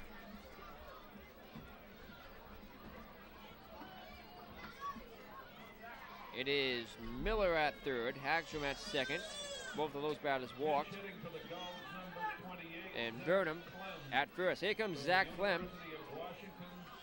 Clem, he'll be a pinch hitter here. Clem stands in from the plate.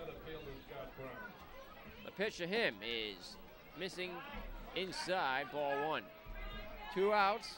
Clem now in for Scott Brown. Bases are loaded. The 1-0 pitch. That's in there, a called strike at the fastball from the new pitcher, Billy Harris. Harris is the lefty. And it's a work out of a jam here. He has 1 out to get. The pitch is lined foul. Took a hop up the 3rd base line. And the Gulls are down to the last strike of the inning. 1-2 the count to the pinch hitter, Zach Clem. Bases remain loaded. 2 outs. Harris with the 1-2 pitch. Just missed outside. The count's even at 2-2. Zach Clem is batting 125. He has 2 doubles and 3 hits overall. The 2-2 pitch to him is fouled to the backstop off the top of the screen. He stayed alive. Bases are juiced. 2-2 the count on Clem with 2 outs here in the 6th. The pitch. Swing another foul off the netting above the screen. And the count remains 2-2. Great crowd on here tonight at Cardines Field. This game is slowed down. They're cheering their goals on. They want to hit here. The 2-2. Outside. Wild pitch. Gets to the backstop. No chance to run into advance. That'll be charged as a pass ball, likely. It's a pass ball by the catcher, but no runners advance, so it's harmless.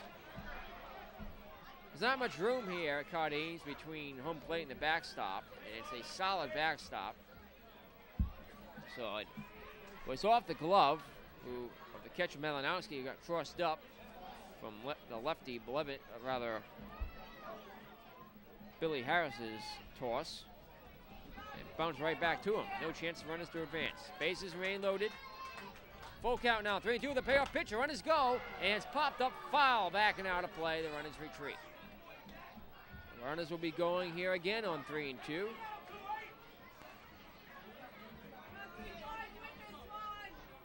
Everybody will be going. Miller at third, Hagstrom at second, Burnham at first. At the plate, pinch runner Zach Clem. The runners go. The pitch. It in the air to right field. The right field coming on. The second baseman out there makes the catch for the out there. He ties his side. The Gulls leave him loaded. Still do not score.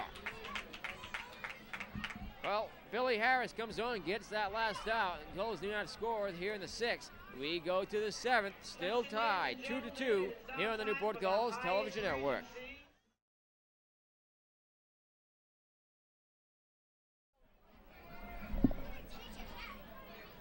Back here now at Cardines Field, defensive changes for the Newport Gulls. Douglas is now in center, moving over from left, and Zach Clem moves. The pinch hitter is now in left field. The pitch is bunted up the third base line, and the leadoff batter here in the inning, Ryan Davis, is on with another infield bunt single. That's the 3rd bunt single tonight, given up by Newport Gulls pitching. This Manchester team can really bunt, and once again they get their leadoff man on. Third baseman for the Gulls, Hagstrom came on. I'm unable to make the play. It's a little roller. Stay fair. This team can really bunt. Larsey out for another inning of work. 3rd pitcher of the night for Newport. Here comes Keith Connors. Connors, full out to right in the 1st, walked in the 2nd, had a bunt single in the 5th. Runner at first. He's the go-ahead run. Nobody out. Larsey with the pitch. Another bunt. Little roller right to the pitcher's mound. He fires to first. In time to retire Connors, who gets the sacrifice, advancing Davis to 2nd. So 1 man out, and now the go-ahead run in scoring position. Very quickly here in the 7th. Greg Smith comes up to bat now. Smith is 1 for 2 tonight. He doubled in the 1st, walked in the 2nd. Check that, he doubled in the 1st, grounded out in the 2nd, and reached on a fielder's choice in the 5th. That pitch is lined right to the first baseman. He has it and runs out Smith. So 3 straight batters swing or bunt on the 1st pitch. And we have a bunt single, a sacrifice, advancing runner, and now another sacrifice as Smith with a little grounder right to Church advances Davis the 3rd. But there are 2 outs in the inning now, so a fly ball will not get that go-ahead run home. However, still dangerous. A base hit would do it. Even a wild pitch would do it. Lassey with the delivery to Fitzpatrick. It's missing ball 1. John Fitzpatrick walking the 1st, ground out 5-3 in the 3rd, and back in the 5th. At a single to right. He was later retired along the baselines. 2-0 the count to Fitzpatrick, who has 1 home run this season, came here at Cardines Field on June 8th. 2-1 the count to him now. A runner at third, 2 outs. Lassie working quickly. A 2-1 pitch. In there, called strike. The count's even at 2-2. Well, the crowd not as strong as it was earlier, but still over 1,000, if not 1,500 here. 2 balls, 2 strikes. Lassie's about to go into his motion as time is called, and stepping away from the plate is Fitzpatrick.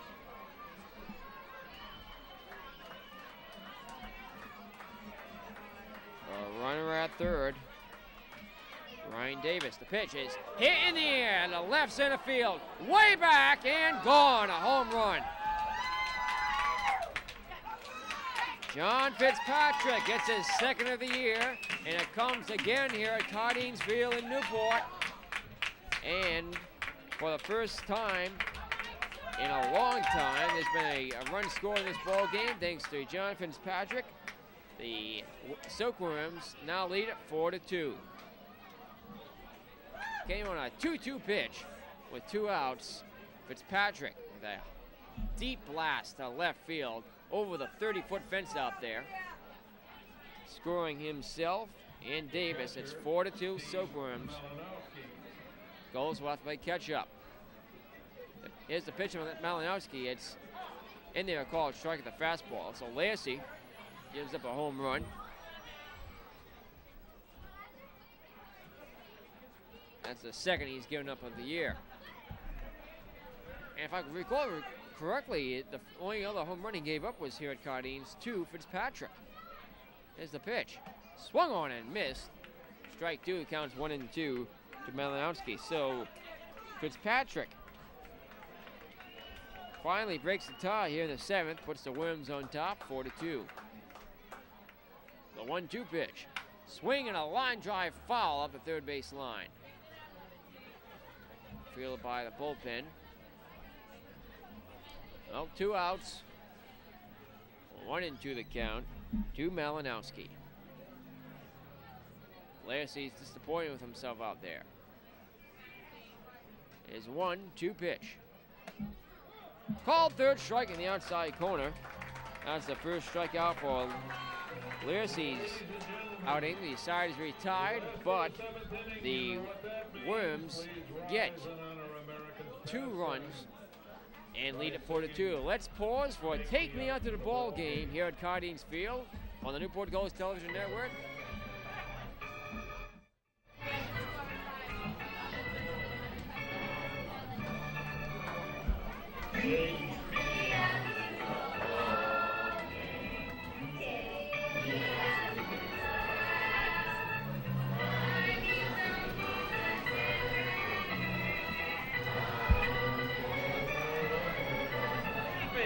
Root for the whole.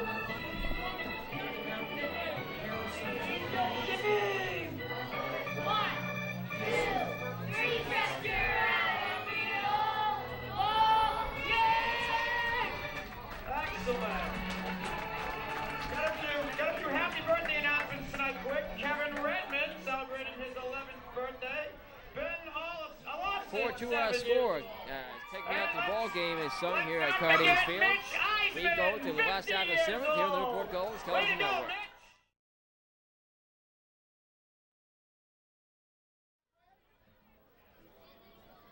The batter is number 7, Michael Affronti. Michael Affronti leading off things here off for the Gulls in the last half of the 7th inning. They now trail by 2. The Gulls need base runners here. Takes the first pitch, ball 1. The next delivery is in the dirt, skips to the backstop, ball 2. So Lassie tagged for a 2-run shot by Fitzpatrick. Michael Affronti takes the pitch right down the middle of the fastball, called strike the count. He's 2-1 on him. Affronti takes the next pitch up and away. Ball 3, hit his count now, 3-1. Working very quickly here is Billy Harris, second pitcher of the night for the Worms.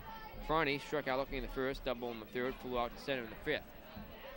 The pitch Ball four, he walked him. So that brings the tying run to the plate in the form of Kyle Hankard. We haven't seen a home run here hit by the Gulls since Friday night when McGill hit a solo shot to left. Well, a home run here would put the Gulls right back in this game. Hankard still waiting for his first of the season.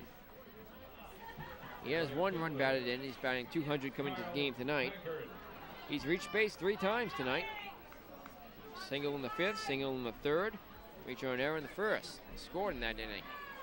Franny at first, the pitch. Swinging a ground ball. That's a fair ball up the 3rd base line. No. Now called foul. Franny holds up at 3rd. Let's see what happens. The home plate umpire, Robert Panza, said it was foul. And the crowd does not like that call. That was a fair ball. Mike Coombs out to argue. Coombs arguing with the home plate umpire. That ball was certainly fair. I could see it clearly from up here. It was fair by about 5 feet. However, Panza said it was foul. So Franny back at first. Let's see what happens here.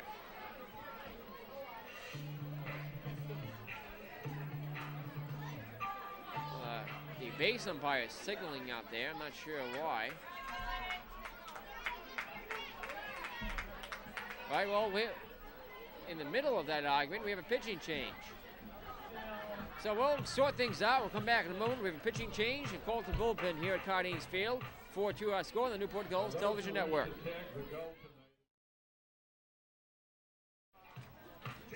And back here now at Cardines Field, new pitcher for the Manchester Silkworms is John Sluzaz. John is a 0.0 ERA. He has no record in 3 appearances. He has 1 save, pitched 4.1 innings. He had 5 hits, 1 run.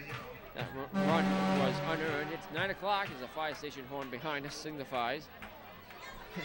Sluzaz has struck out 6 batters, given up 2 doubles. Number 18, John Sluzar. And faced 19. Sluzaz, a native of Connecticut.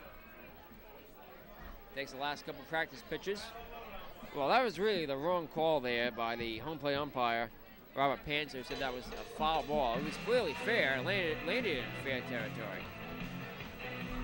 Crowd didn't like it. That would have put runners at the corners with nobody out. Instead, the Gulls still have a Franny at first. As the call does stand, Mike Coombs argued unsuccessfully. So Franny at first. And at the plate is Hankard. On deck is Blake Church. A right-handed pitcher, Sluzaz. And that pitch is fouled out of play off the right field line. Hankard has reached base 3 times tonight. That was a Newport Glass call, in case you missed it. Runner at first. Fires back to first. Franny back standing. Franny is a base-stealing threat. He loves to toy with pitchers. Really does a lot of jumping and movement out there. The pitch. Outside, gets away from the catcher. No chance for a Franny to advance. Malinowski did a good job of holding on to that ball. Recovering quickly. 1-2 the count to Hankard. He'd like to reach base again. Nobody out. They need base runners. They do trail it by 2. Sluzaz's pitch is hit in the air to center field. Not very deep. The center fielder looking at it makes the catch for the inning's first out. Here comes Blake Church, as the music signifies. Church batting here with 1 out and a Franny at first. The first baseman, Blake Church. Church will be facing Sluzaz here. Here's a throwback to first. A Franny dives in.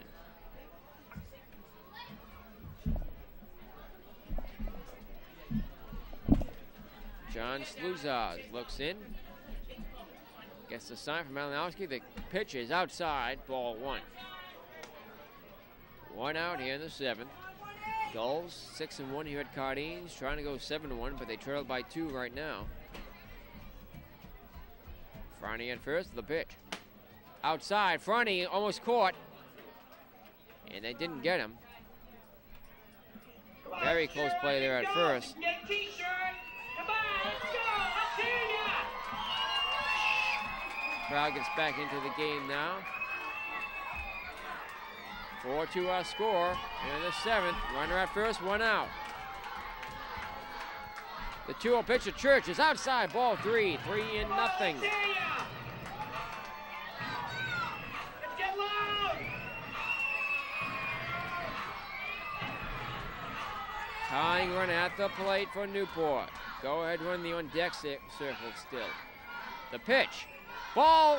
Oh, now a late strike call from Panza.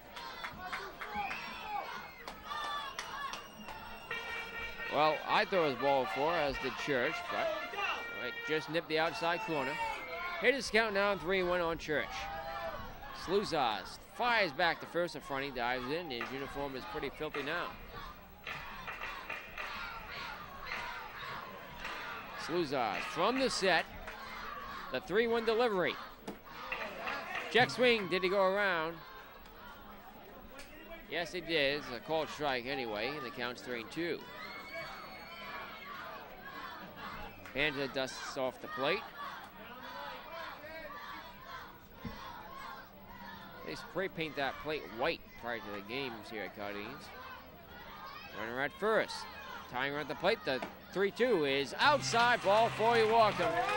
That puts the tying run on. So Franny, who walked, will start off the inning, is at second. And Hankard flew out. Now Church stands in at first. Here comes Andy Wendell. Wendell will pinch hit for Sean McGill, is also the catcher now. Wendell. The catcher, Andy Wendell. Flew out in the 6th. Struck out looking in the 3rd. His predecessor, McGill, had a 2 RBI double in the 1st. The Gulls haven't scored since the 1st. The pitch is swung on, hit foul to the backstop. 2 men on, 1 out. Third base line. You're gonna let this side beat ya. I can't hear you on the third base line. Manchester looking for a double play. The Gulls looking to tie this game back up. Let's see if they can do it. John Sluzas gets a sign from Malinowski. Checks a runner at second. The 0-1 pitch outside, ball 1. The count's 1-1.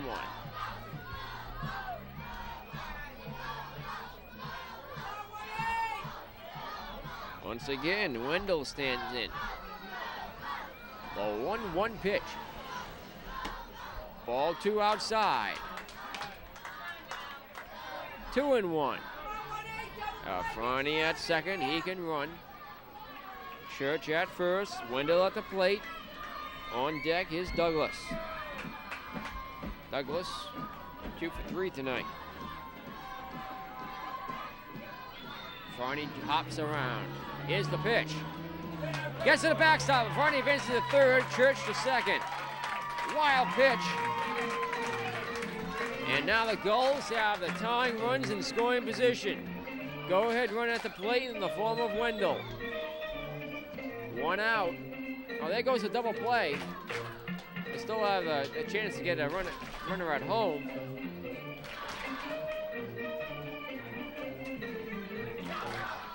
Abby Chad is a wild pitch.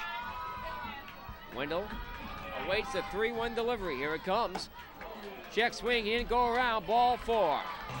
Fielded to the base umpire James McCulloch. He said no, and once again the Newport Gulls have the bases loaded. This time with 1 out. A Gull on every base.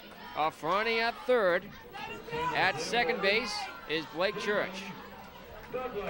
John Sluzas, third pitcher of the night for the Silkworms, in trouble now. His team gave him a 2-run lead. He's in danger of giving it up.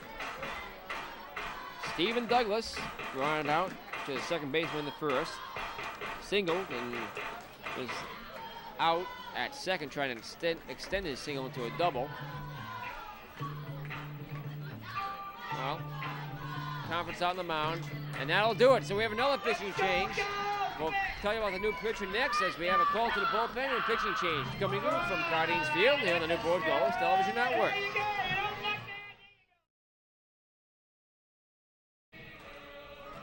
The new pitcher for the Manchester Silkworms is Chris Ligiardi.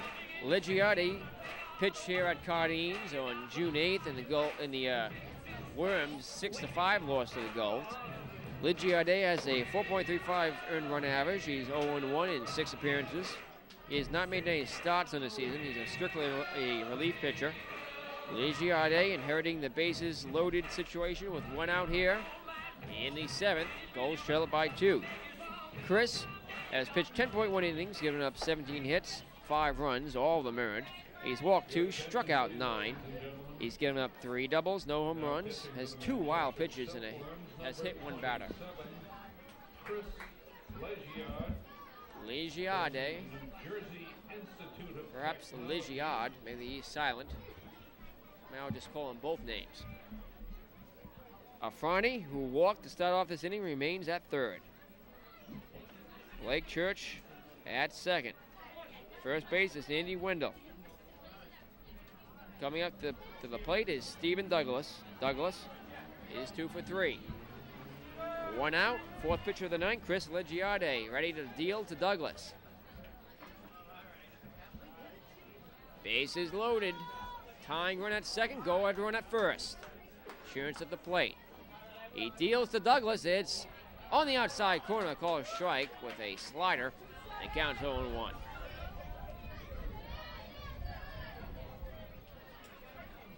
So we have seen Ligiardi before here at Cardines.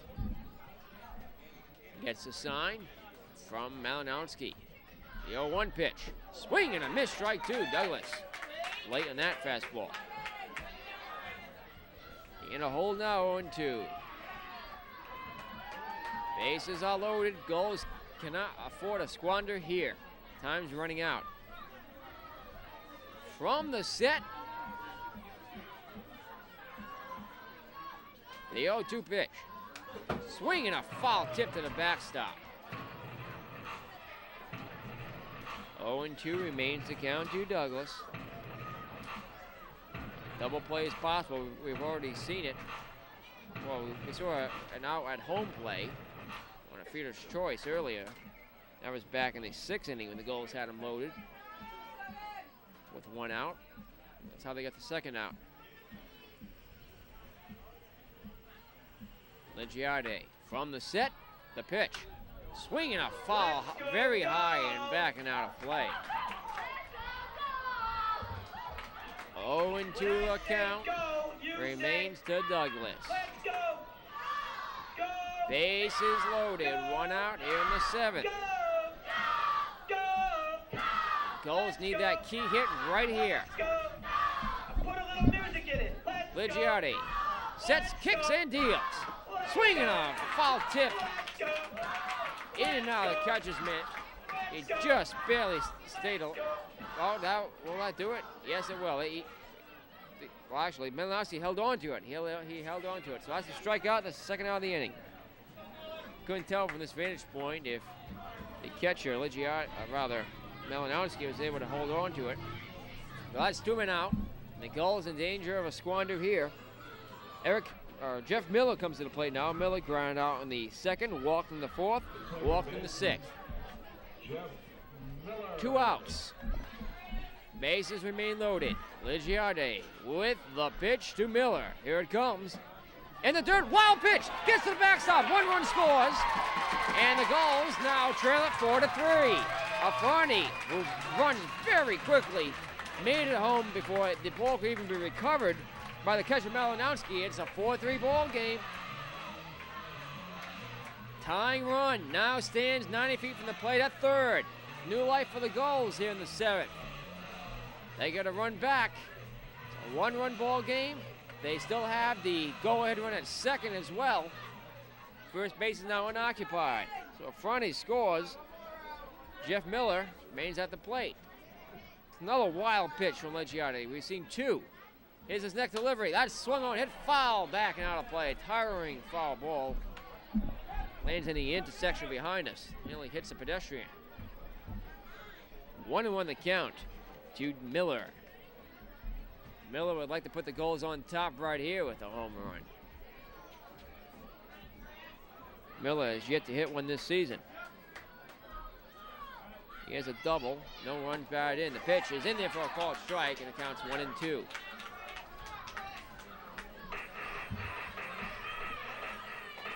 Crystal Giardi has given up a run here in the 7th. The Gulls would like 1 or 2 more. At least one. Tie the game back up. Is 1-2 pitch. Called third strike right down the middle. But the Gulls get one and now trail it 4-3. We go to the 8th. It's the Silkworms 4, the Newport Gulls 3 as we continue on the Newport Gulls Television Network.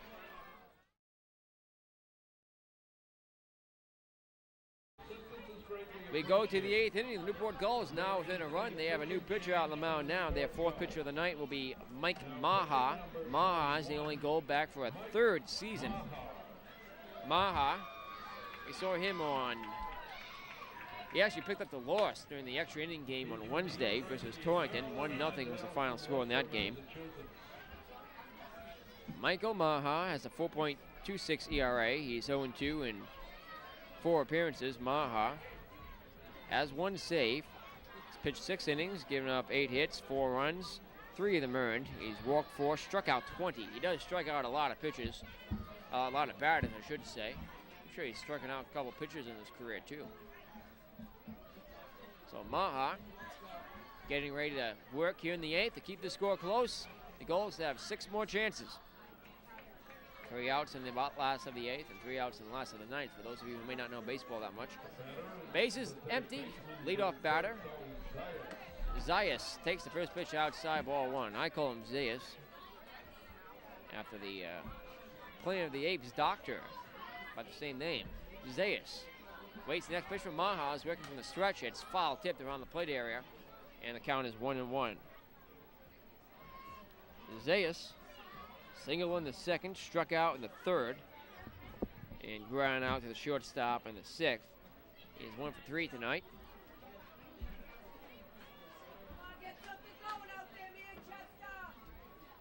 One and 1 the count. Maha from the stretch. The pitch. Swinging a ground ball foul. McGill looks at it. 1-2 the count to Davis. In the 8th for Newport, we'll see Hagstrom, Burnham, and Zach Clem. Clem's top of the order. In for the pinch hit for Douglas. Maha from the stretch again, the pitch. Swinging a foul tip to the backstop. A big cut on that one, just nicked a piece of it. So he stayed alive. 1-2 remains the count to Zayas. After him, we'll see Andy Garcia and Brian Hagrich. Maha looking in. Stretches and deals. That's a ground ball chopper. Weak hit. Third baseman has it in 2 hots. Fires the first. In time. Good play. 5-3 on the out. And Zayas is retired for the 3rd time tonight. Here comes Andrew Garcia. As the wind is blowing around my scorecard. Garcia singled in the 2nd. Reach on error by Afrani and later scored in the 4th. And singled in the 6th. Andy Garcia awaits the pitch from Maha. Maha coughs, fixes his hat, steps off. Now comes back on the mound. From the stretch, the pitch, here it comes. Low with a cutter down and away. 1-0 the count to the lefty, Garcia. Maha's next delivery.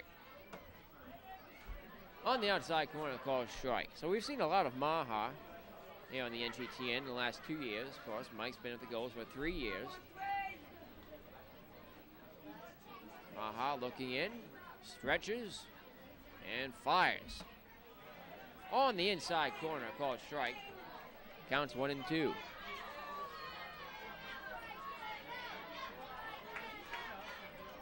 Once again, crowd looking for a strikeout here at Cardines. 1 out, bases empty here in the 8th. Maha with the 1-2 pitch, swing and a miss. Oh, he just gonna, he's out. Is he out? Well, Wendell had to get the tag on him. He did drop the ball. The batter, Garcia, thought he got a piece on it, so he didn't run to first.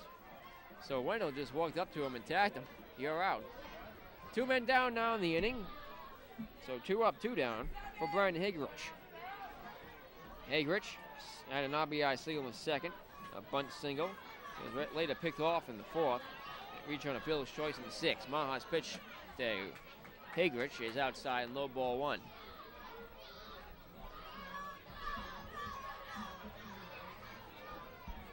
So first strikeout recorded for Maha. Is his 0-1 pitch. Swing and a foul out of play up the right field line by my car. And it missed it yet again. It bounced over the car and hit some other person's poor car. That's a dangerous parking lot, folks. Maha stretches and deals the 0-1 pitch. Up and away, ball 2, I should say. That counts 2-1.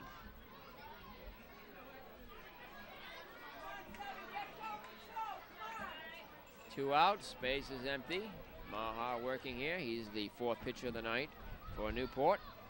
His 2-1 delivery. Swing and another foul. That one may hit my car. It does not. It glazed the right front tire, but it didn't actually hit the tire. So it bounced in front of it. So my car is in the shooting gallery tonight, folks. 1986 Pontiac Parisian, for those of you interested at home. Maha stretches and deals the pitch. Swing and a miss, strike 3. So 1-2-3 inning of relief for Mike here in the 8th. We go to the last half of the inning. The Newport Gulls will have a chance to get a run back as we continue on the Newport Gulls Television Network.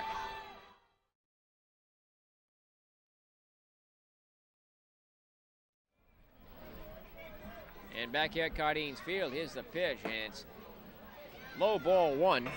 To the leadoff batter here in the inning, Eric Hagstrom. It'll be Hagstrom, Burnham, and Clem due up here in the 8th. The Gulls need a base runner here. They trail by 1. A home run would do it. A solo shot is the next pitch. Swung on, hit, lined into right field, but foul off of the warehouse out there. Tonight's winning number 1-1 the count. red ticket, number 283. Oh, they break out the big Gulls rally signs out in the stands. Fortunately, it's right behind the camera position, so we can't get a shot of it. But here's the pitch. Swinging a foul off the screen. And it counts 1-2. Our winner tonight has won $218, and he will also benefit the Fort Smith Little League. Will also There's a new second baseman for the Manchester Silkworms. We'll get you his name momentarily. Meanwhile, Hagstrom awaits the 1-2 pitch from Ligiade. Here it comes. Outside, ball 2, the count's even at 2-2. I turn to my trusty binoculars. I saw a 17, I think. Let's see. Oh, I must have been wrong, folks. There is no 17. Here's the 2-2. It's swung on, line right to that second base, and he has it on a hop. Fires to first in time, and Hagstrom's retired. Now he turns around. Oh, there he is, number 10. It is Frank Cipolla. I figured it was him. So Cipolla in for Andy Garcia.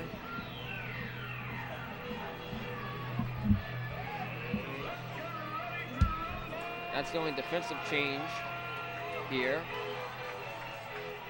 for the Silkworms. The designated hitter, Nick Burnham. Here comes Nick Burnham. Burnham batting here with 1 out, bases empty. The Gulls need base runners. The pitch. Swinging a high pop-up. Shortstop coming on, calling. Makes the catch. On the dirt for the inning, 2nd out. Just like that, there are 2 men down for the leadoff batter. Zach Clem. Clem, who pinch hit for Brown earlier. Clem walked in the 5th and flew out to right the 6th.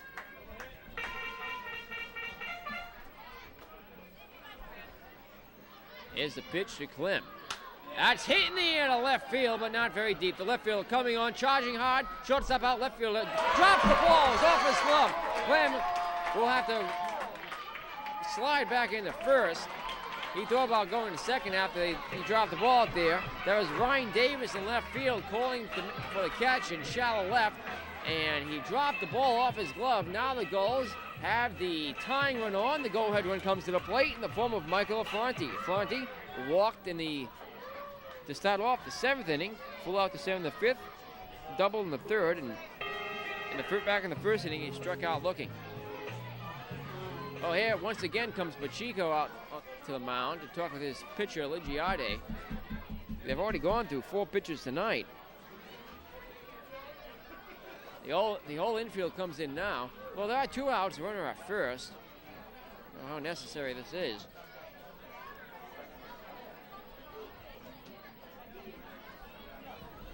I'll be charging an error to the left fielder, Ryan Davis. Conference breaks up. They have a plan, we just don't know what it is. Franny comes up to the plate. Michael coming to the game tonight. Had 17 hits, he now has 18. He had 2 doubles, he now has 3. 1 home run, 8 runs batted in. Gulls trail by 1. Franny waiting the pitch from Ligiade. Here it comes. It's in there, call strike down the middle at the knees.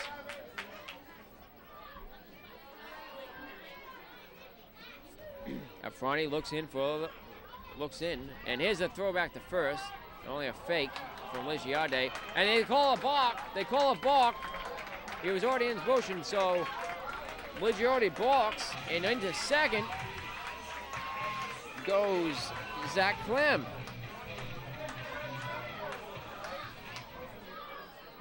Well, this is having the makings of a big inning for Newport.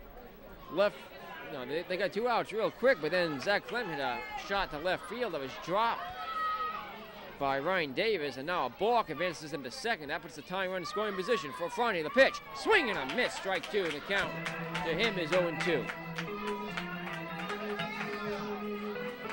2 outs. Franny at the plate, Clem at second. 4-3 our score. Last half of the 8th inning. Ligiade with the 0-2 pitch to Michael Affronti. Did he go? Yes, he did. Affronti argues with the home plate umpire.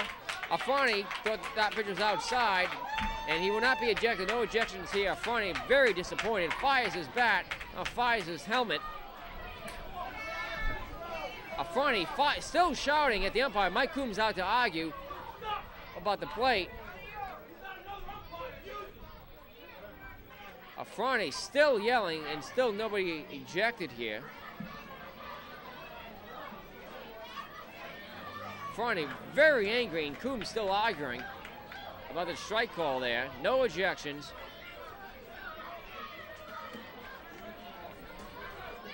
And that will be the end. Affronti still yelling at him. Still yelling at plate umpire Robert Panza, who's made some very controversial calls tonight. And his strike zone has been very awkward. Well, Affronti goes back there, still out there at the shortstop position yelling. We go to the 9th inning. Newport still trailing at 4-3 on the Newport Gulls television network.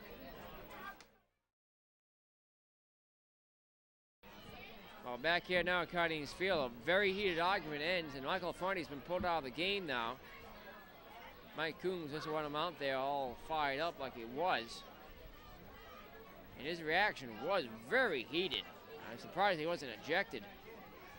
But Affronti is out of the lineup now. Warren Schaefer will replace him at shortstop, so Affronti sits in the dugout. I'll have a chance to cool off. And a lot of disappointment tonight with the plate umpire, Robert Panza. Made some tough calls. Many of them haven't gone the Gulls' way.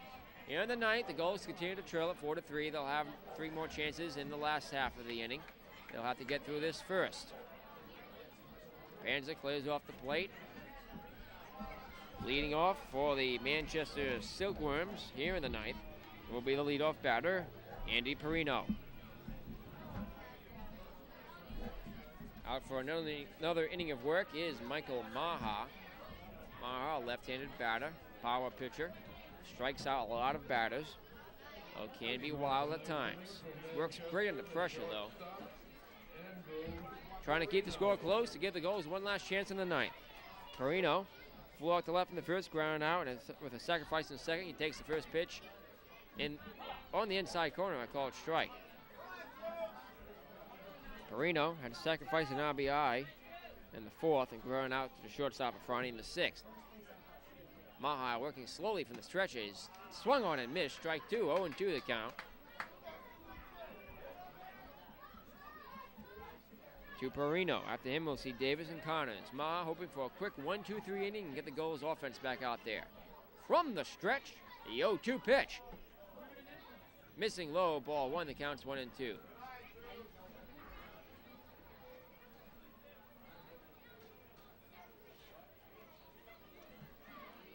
Maha's 1-2 pitch. Swing and a miss, he struck him out. That's three straight strikeouts for Maha now.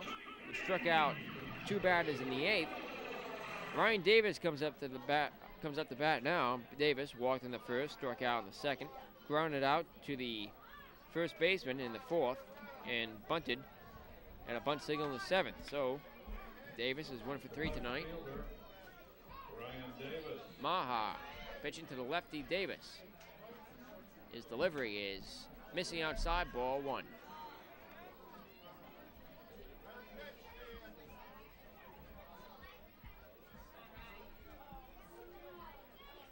Maha working again from the stretch, the pitch. Swinging a foul ball up the left field line, over the visitor center, landing in the bus port out there. Better call. 1-1 the count to Davis. In the ninth for Newport, it'll be Hankard, Church, and Wendell due up. Maha with the 1-1. Missing outside, 2-1.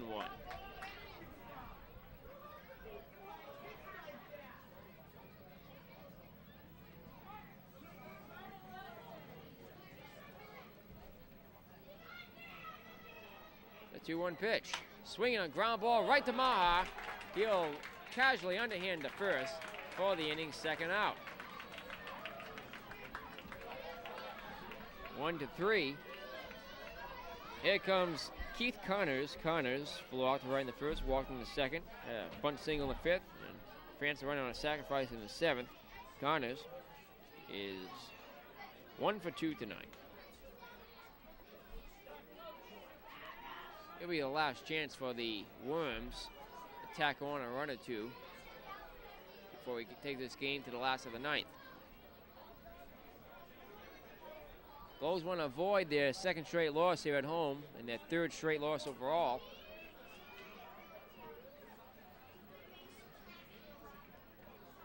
They've been playing some good baseball defensively, but they haven't swinging the bats as much as they were earlier in the season. The pitching hasn't been quite as sharp over the last about week and a half or so. What's going on here? We have a new right fielder, it looks like. Can't see a uniform number from this position, so I'll just note that I believe the right fielder has changed. Base is empty, 2 outs. Keith Connors. Here comes Keith Connors. Connors waits the pitch for Maher. Here it comes. It's missing ball, 1 outside. Almost quarter of the 10 here now at Cardines. This game is going very late. Your attendance figure 2,592, 2,592 the attendance here tonight. Maha's next delivery is swung on, hit foul, and out of play. 1-1 the count to Connors. So 2,592. That's the second biggest crowd of the season thus far. Friday night baseball. It's a pretty chilly night. It was warm earlier. We had the wrong graphic up there. Sorry about that, folks. Maha's pitch. Missing low. Ball 2, 2-1.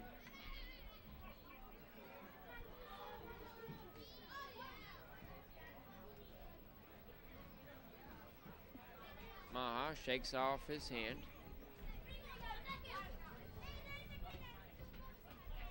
Waiting the 2-1 pitch is Connors. Here it is. Swinging on ground ball, rolling foul.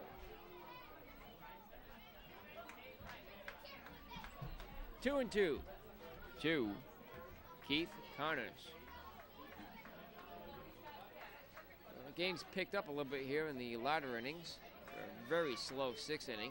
6th inning alone almost took 30 minutes. Maha with the 2-2 delivery. Swung on and missed strike 3. 4 strikeouts for Maha. And he's even better than he was last season in the strikeout department. That'll do it for the Manchester Silkworms. We go to the last of the ninth. Last chance for the Gulls next as we continue on the NGTN, Newport Gulls Television Network.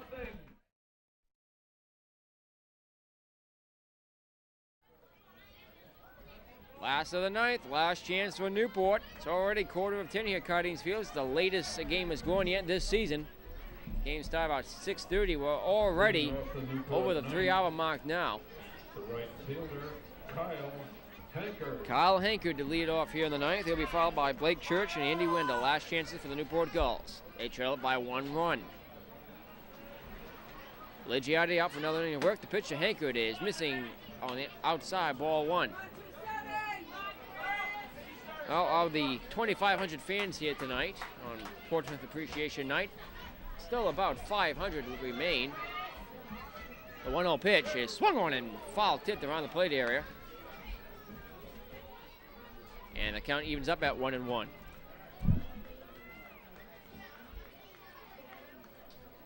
Hanker, Church, and Wendell due up here in the ninth. The Gulls need base runners.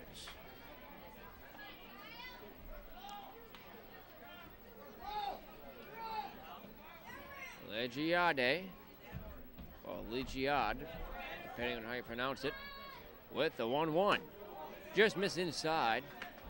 Ball 2, the count's 2-1.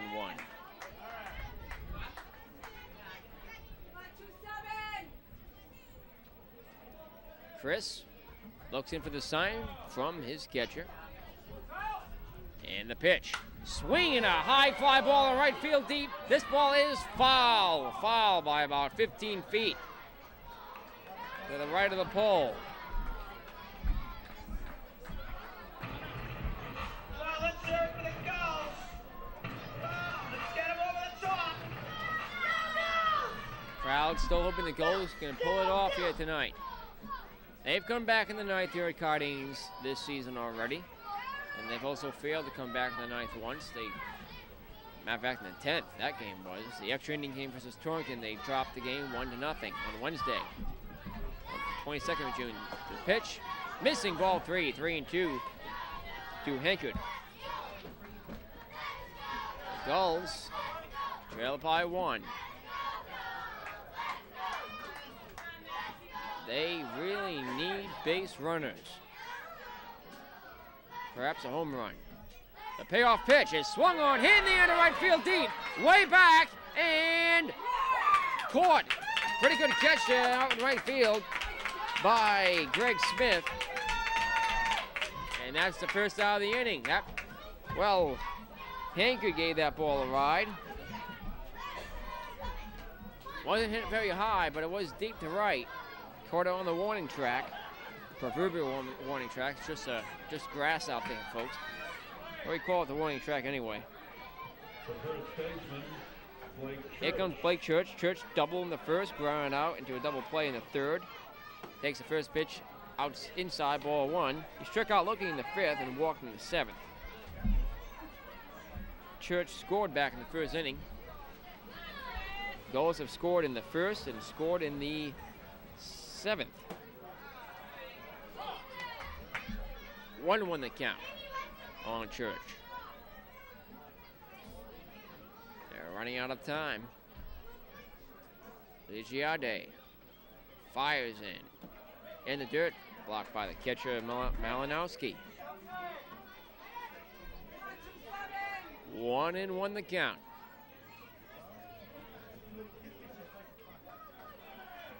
Ligiade from the set to the belt and to the plate. Swing and another hard hit ball to right field. This not so deep. The first baseman Pauling makes the catch for the inning's second out. And the Newport Gulls are down to their last out. Come on, let's rally, guys. Get the rally caps on. Let's go. Well, they flip the hats upside down here at Cardines. The Riley caps are on. They cheer for a rally. Andy Wendell, who pinch hitting for Sean McGill. He pinch hit for him back in the third. Wendell is 0 for 2 tonight. He walked after a wild pitch in the seventh. The pitch to Wendell is, that pitch hit him on the right shoulder. That'll put the tying run on. The winning run comes to the plate.